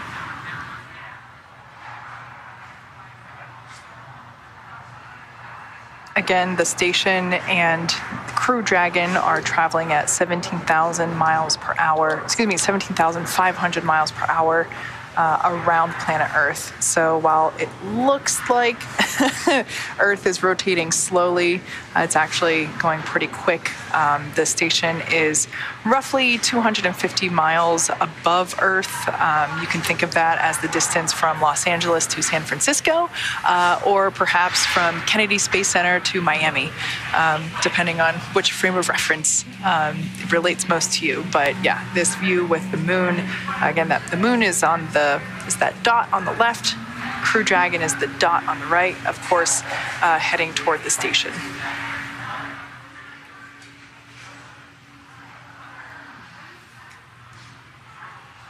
So at this point in time, we have completed, we have reached Waypoint 1. We are heading toward Waypoint 2, which is expected in about 5 minutes.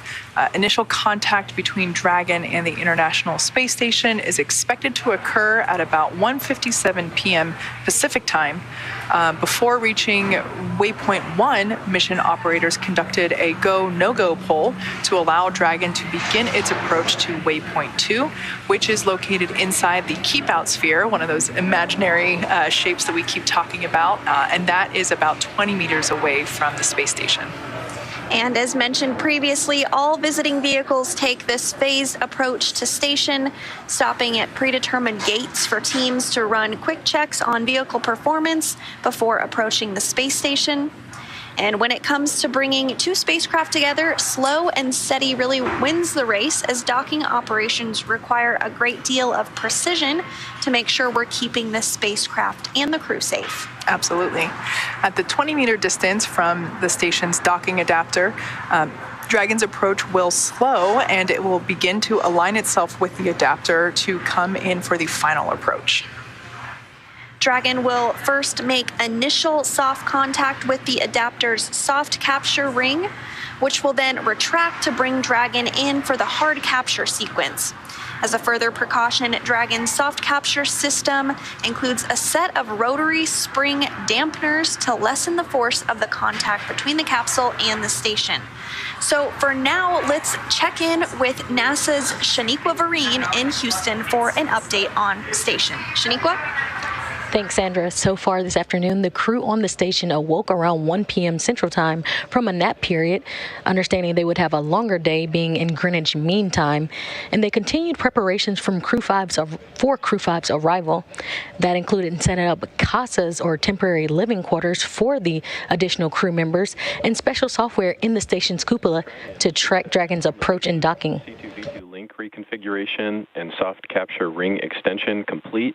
Dragon is configured for docking. I can copy.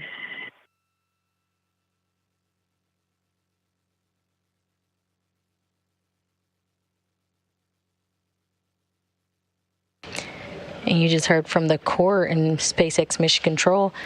That was Jake Vindel reporting to Nicole Mann, commander of Dragon, that they are configured for docking.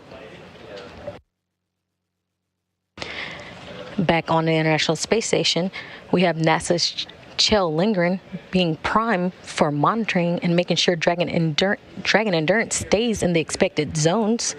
Once Dragon is docked, it will join 4 parked spacecraft at the International Space Station, including SpaceX Dragon Freedom, which brought up the Crew-4 astronauts back in April, Russia's Soyuz MS-22 cruise ship, and Progress 80 and 81 resupply ships. Again, after docked, Lindgren will also be primed to start hatch opening operations. Dragon, SpaceX on the Big Loop, Houston and Hawthorne have pulled go for docking. Confirm visors down and that you are ready for approach 2.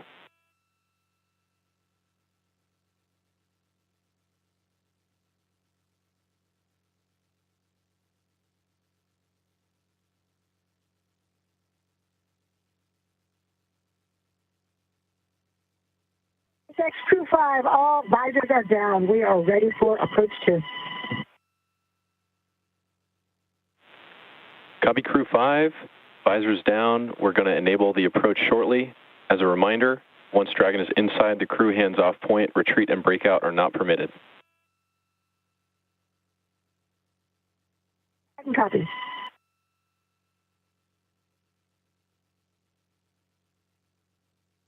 And you just heard another call from the Corps at MCCX responding to the crew that they are in preparation for docking in just about 13 minutes from now, and looking at to arrive at Waypoint 2 in about 3 minutes and 30 seconds.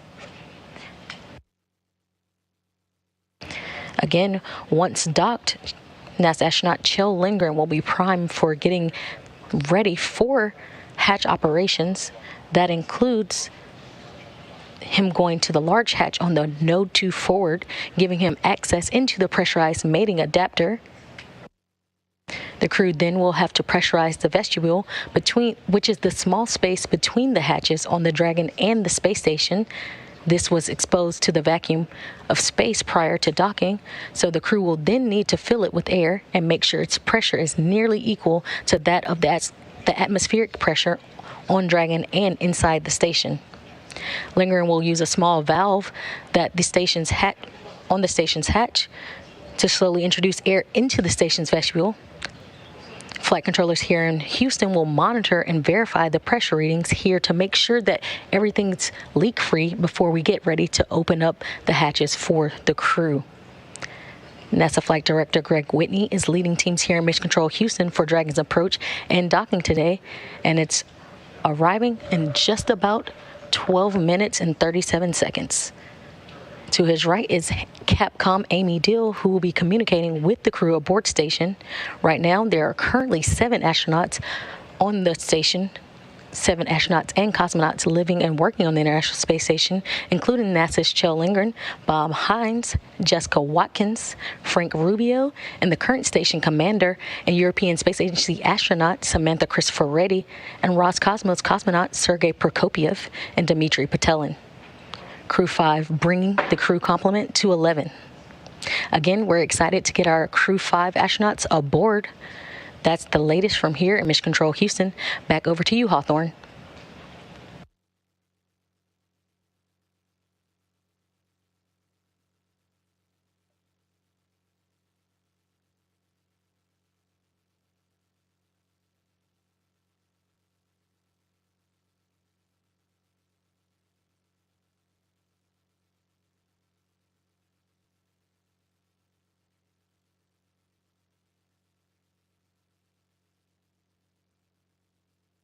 Shaniqua. Now at this point in time, Waypoint 2 is up next, and that will put Dragon only 20 meters away from the space station.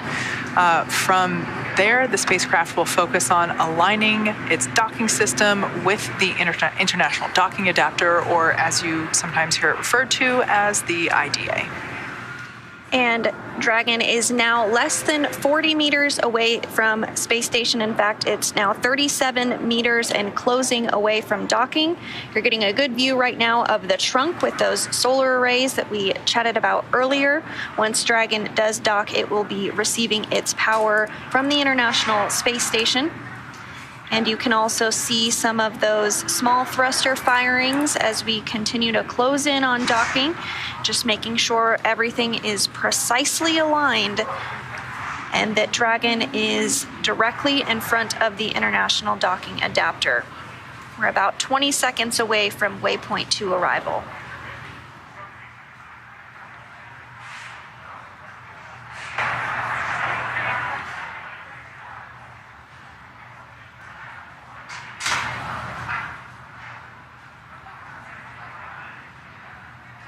We are expecting docking to occur just a little bit later than planned, about 10 minutes from now.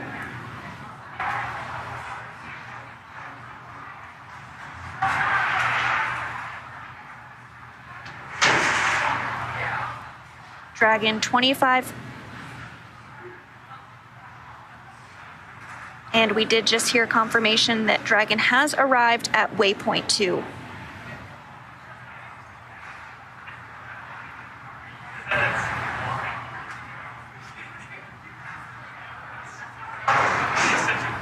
Once again, we're about 10 minutes away from docking to the International Space Station. We have a great view there on your screen of the forward hatch of Dragon. We can see that docking mechanism, the gray pieces there now exposed, and we have a great shot of it now that Dragon is so close to station. Station Houston on the Big Loop. Dragon is resuming approach and is go for docking. Monitor per steps 5 and 6 and 1.102 Dragon approach and retreat monitoring.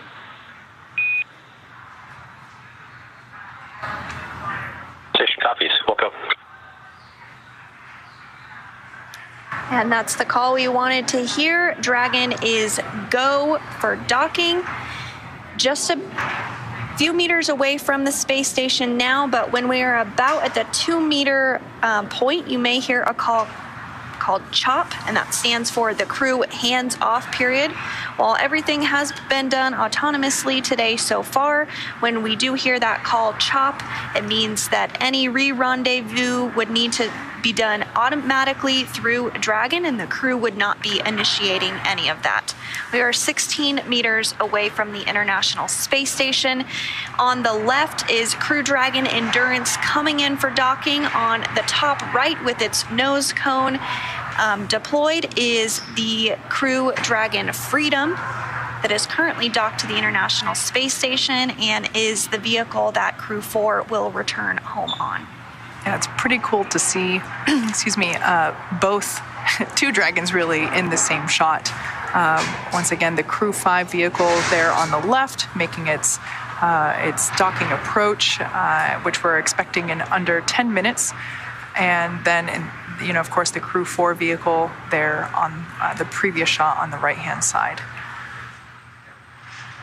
As we get closer, we can see more and more of the Dragon vehicle. For those of you wondering what those 4 black circles are, those are the forward Draco thrusters. SpaceX copies 10 meters. And 10 meters away from space station now.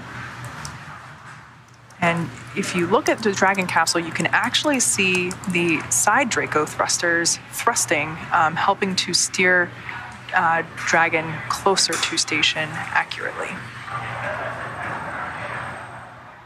And hearing we're just a couple of minutes away from docking should be coming up just momentarily.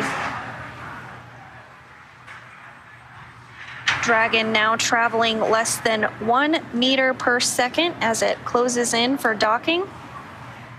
As you've said before, Sandra, slow and steady wins the race here.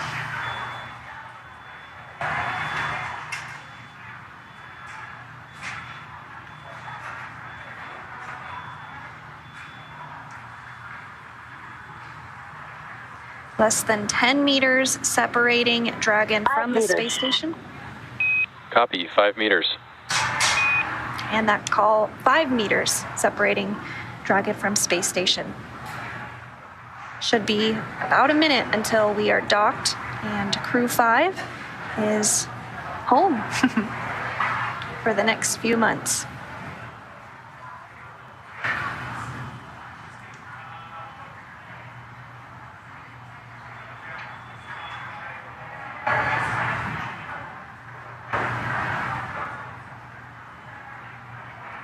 Should hear that call for chop here momentarily. 2 meters, chop. And there it was. Copy, 2 meters. 2 meters, crew hands off point. Happens about 25 seconds before contact. 1 meter. 1 meter.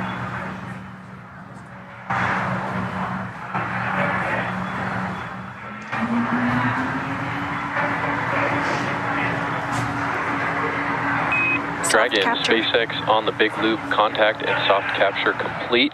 Attenuation in progress. And contact confirmed. Dragon made contact with the International Space Station at 2:01 p.m. Pacific, just off the west coast of Africa. Now, there are still a few steps that Dragon has to complete before it is securely attached to the station. So we are going to walk through those. We're going to have completion of that soft capture ring retraction, and then we're going to begin the hard capture sequence. And then a few minutes after that, some time passes, that we will have completion of that hard docking. Dragon, SpaceX, ring retraction in progress. So there is that first thing I mentioned, that ring retraction for soft capture. And that soft capture ring will retract until its sensors indicate that it is time for the hooks to drive and create a hard capture. There are 12 hooks that are going to be driven to form that hard mate, and they take place in a series of 6. So the first 6 will drive, and then the second 6 will drive. Just like everything about the approach this morning, everything is in sequence. Now you might notice the view of Dragon is a little darker than it was before as it was coming in. Of course, the station and now Dragon are orbiting Earth, and it looks like they are lost the sunlight there. Live view there from SpaceX Mission Control, based here in Hawthorne, California.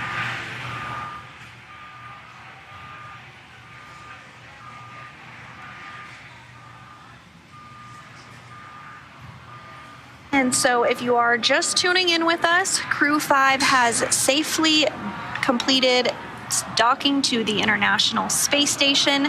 That docking occurred at 4:01 p.m. just off the west coast of Africa. Their journey began yesterday afternoon when they lifted off at 11 a.m. Central Time from the Kennedy Space Center in Florida.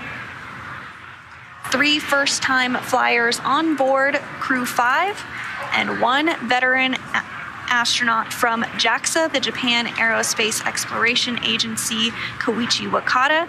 And then those 3 first-time flyers are NASA astronaut Nicole Mann, who is the first ever female commander of a Dragon. And once she floats on board Space Station, will be the first Native American to ever visit the International Space Station, as well as NASA astronaut Josh Cassada, who's the first-time flyer as well. And the other first-time flyer is Roscosmos cosmonaut Anya Kikina. That's right. Now, we have a little over 5 minutes left until docking is considered complete. As Sandra was just mentioning, the 3 first-time spacegoers on this mission, I would have to imagine that at this point in time, they must be like children sitting in a car seat, just wanting to get out. They have spent a long time making this journey, literally since launch yesterday at noon Eastern time. And, they have friends on board station, and I bet they're just so excited to get out of their seats, get out of their suits, open up that hatch, and ultimately go get to hang out with their friends for a couple months. Absolutely. Dragon, SpaceX on the big loop, ring retraction complete. Docking sequence is holding for MCS reconfiguration. Second copy.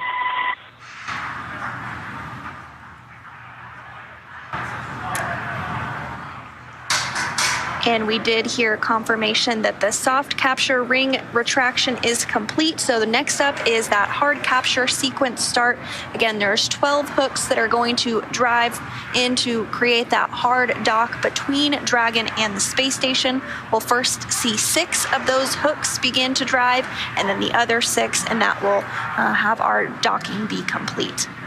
Now, looking forward to the next events, like I mentioned before, we have about now 4 minutes left until docking is complete. The Crew-5 crew will have the opportunity to doff or take off their suits.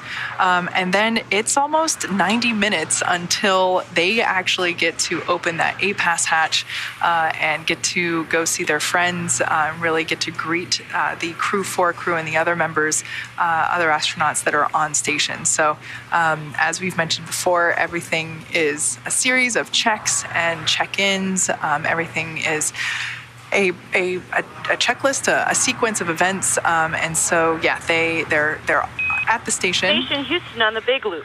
MCS configured. Proceeding with hook driving.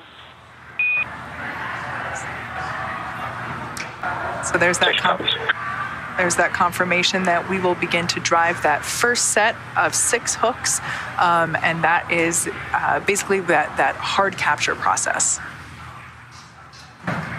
So hooks are driving. This is the second time in the flight that we have done something with these hooks. They were also used just a short time after liftoff, after Dragon was inserted into a nominal orbit, and they helped to allow that nose cone to swing open. So hooks are continuing to drive.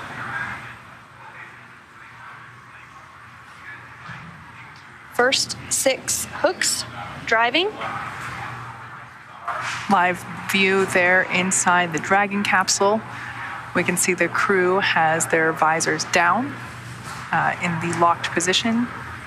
Again, this is to ensure that if, for any unlikely event that Dragon were to lose pressurization, that suit would act as a second capsule, basically. It's it's almost a spacecraft of its own, being able to provide environment and pressure for the crew in an emergency.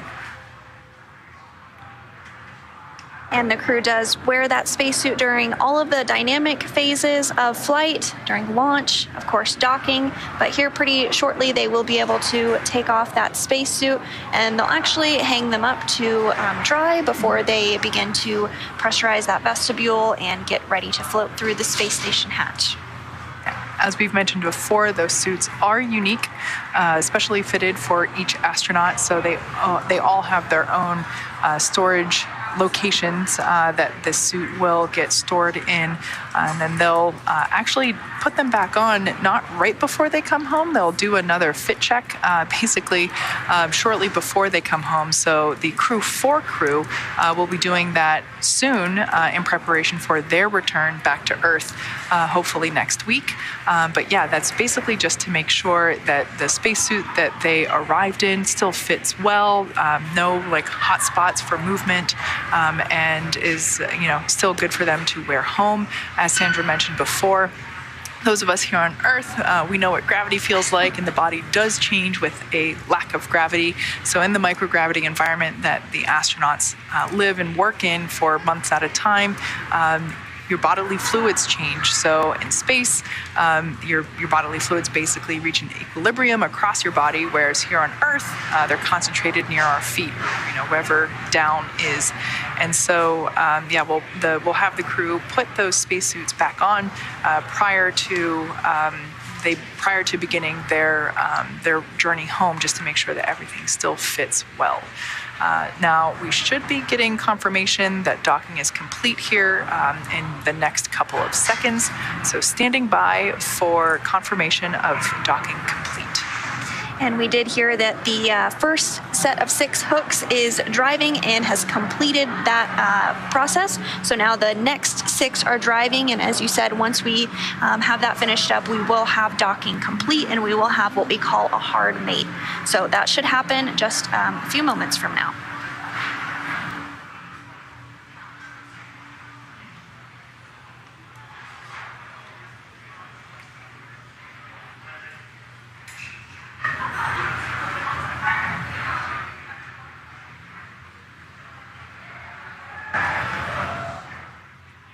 A second set of hooks is continuing to drive.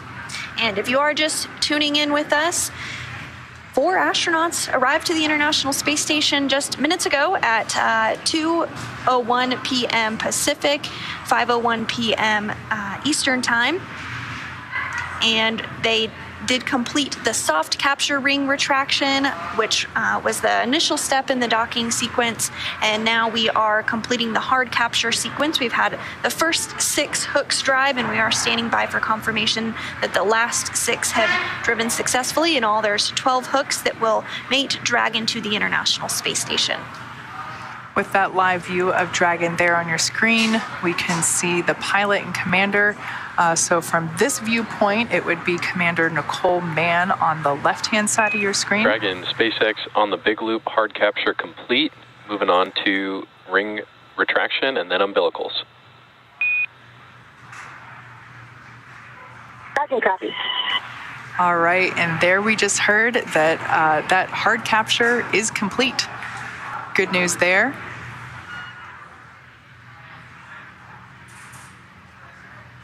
Yeah, that's the call that we wanted to hear. All 12 of those hooks have made it to the space station as expected. So again, we do have a hard dock at this moment.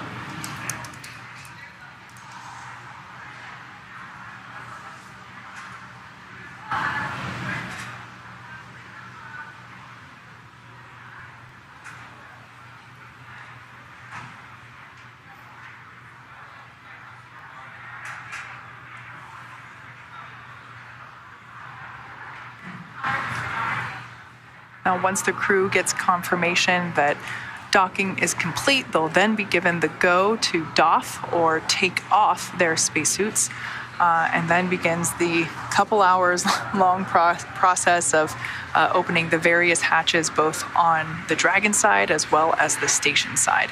So even though they have arrived at station and we have a hard dock, confirmed hard dock, there's still a couple hours left to go before the crew gets to before the Crew-5 crew gets to embrace their fellow space station crew members. And there will be a couple of different tasks to do after we do get those hatches open in Dragon to just get ready for those docked operations. Most of it is focused on the atmospheric control on board Dragon. So they will be removing what's called a LiO canister, or a lithium hydroxide canister, that is used to help scrub CO2 from the Dragon cabin during free flight. And they'll also remove a seal that essentially integrates Dragon's cabin with the rest of the space station.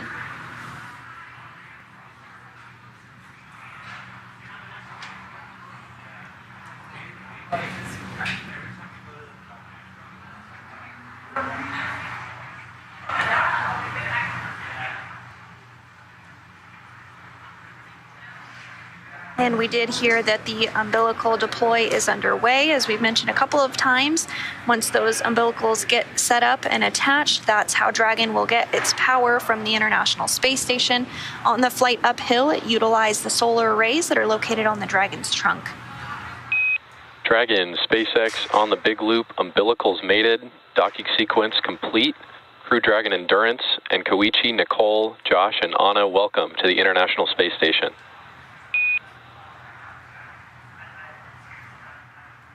Thank you so much. Crew-5 is happy to have finally arrived at the International Space Station. Endurance is a very proper name for our training mission and the spacecraft.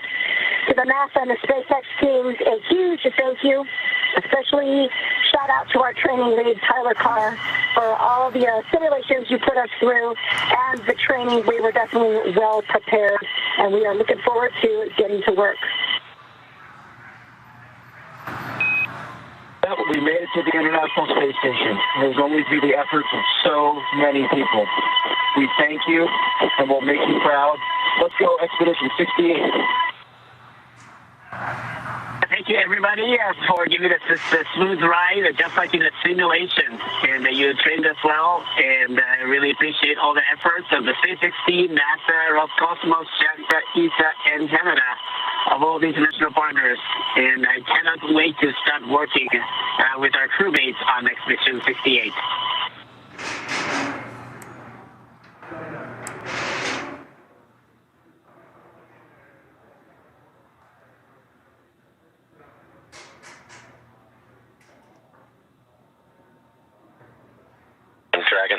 station. We're glad to have you aboard. We'll see you here in a minute.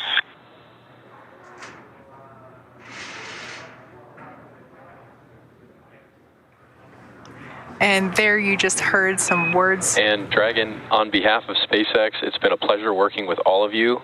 Ground teams will be enabling hardline power and comm connection shortly as we work towards hatch opening. In the meantime, you are go to doff suits per procedure 4.012, and we'll bring the cameras external.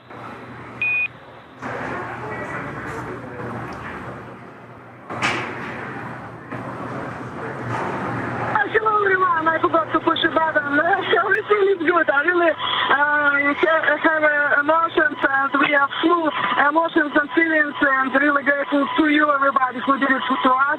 And we are looking forward to see and meet guys on the station that will do work all together. Some lovely words there from the Crew-5 crew. They have just completed docking. I got a 4.00812. Good read, Anna, and great words. Last commentary there from Anna Kikina. I don't speak Russian, but I think there's a pep in her step. I think she's pretty excited to be there. So all that being said, now that Dragon has completed the docking sequence, the spacecraft must undergo a handful of checks before we're able to open that hatch. The crew on board Dragon will now get a chance to get out of their suits. Dragon, SpaceX on Dragon to ground cameras are external.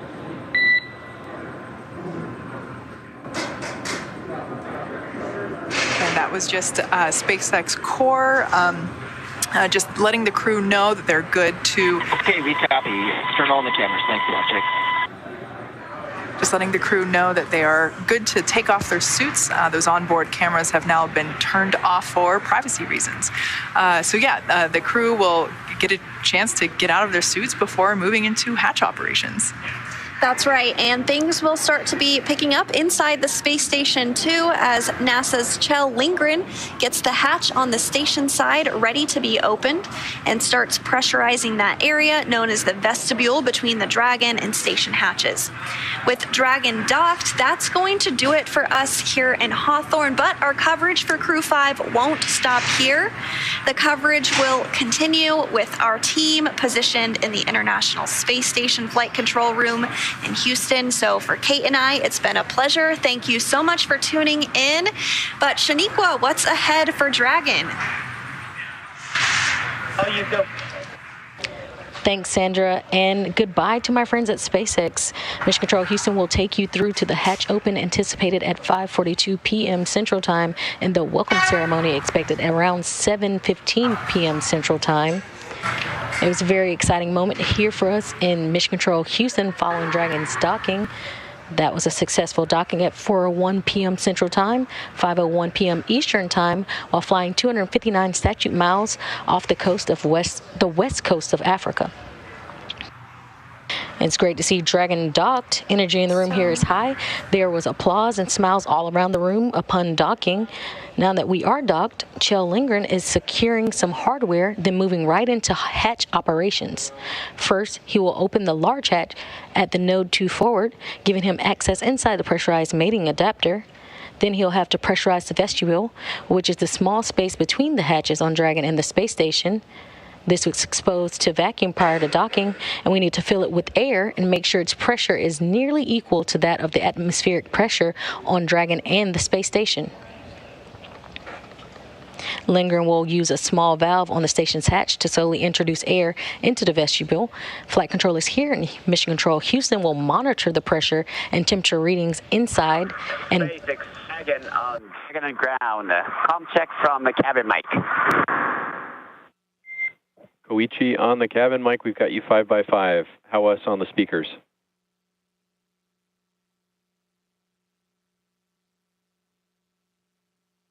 We got you loud and clear on the speakers. Thank you.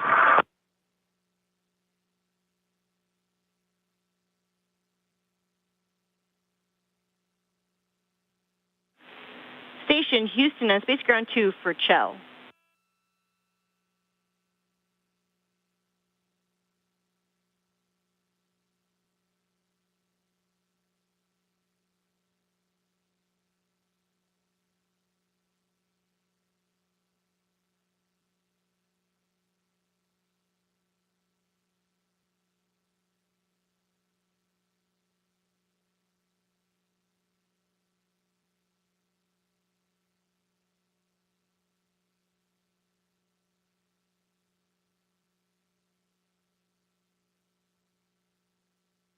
And you just heard a call out from Capcom here in Mission Control Houston. Amy Deal, sitting right next to the flight director, Greg Whitney, leading the docking and rendezvous portion. We are currently docked to the station, and we are waiting for the crew to do some steps to be ready to open the hatch. We just heard a call to NASA's Kjell Lindgren, and he was given the go to go ahead and begin those hatch operations. First, he will open the large hatch at node 2 forward, giving him access inside the pressurized mating adapter. Then he'll have to pressurize the vestibule, which is a small space between the hatches on Dragon and the space station. This was exposed to vacuum prior to docking, and we need to fill it with air and make sure its pressure is nearly equal to that of the atmosphere on Dragon and the space station. Linger will use a small valve on the station's hatch to slowly introduce air into the vestibule. Flight controllers here in Mission Control Houston will monitor the pressure and temperature readings inside and verify that everything is leak-free before we get ready to open up the hatches. Again, we're expecting hatch open to happen at 5:42 p.m. Central Time.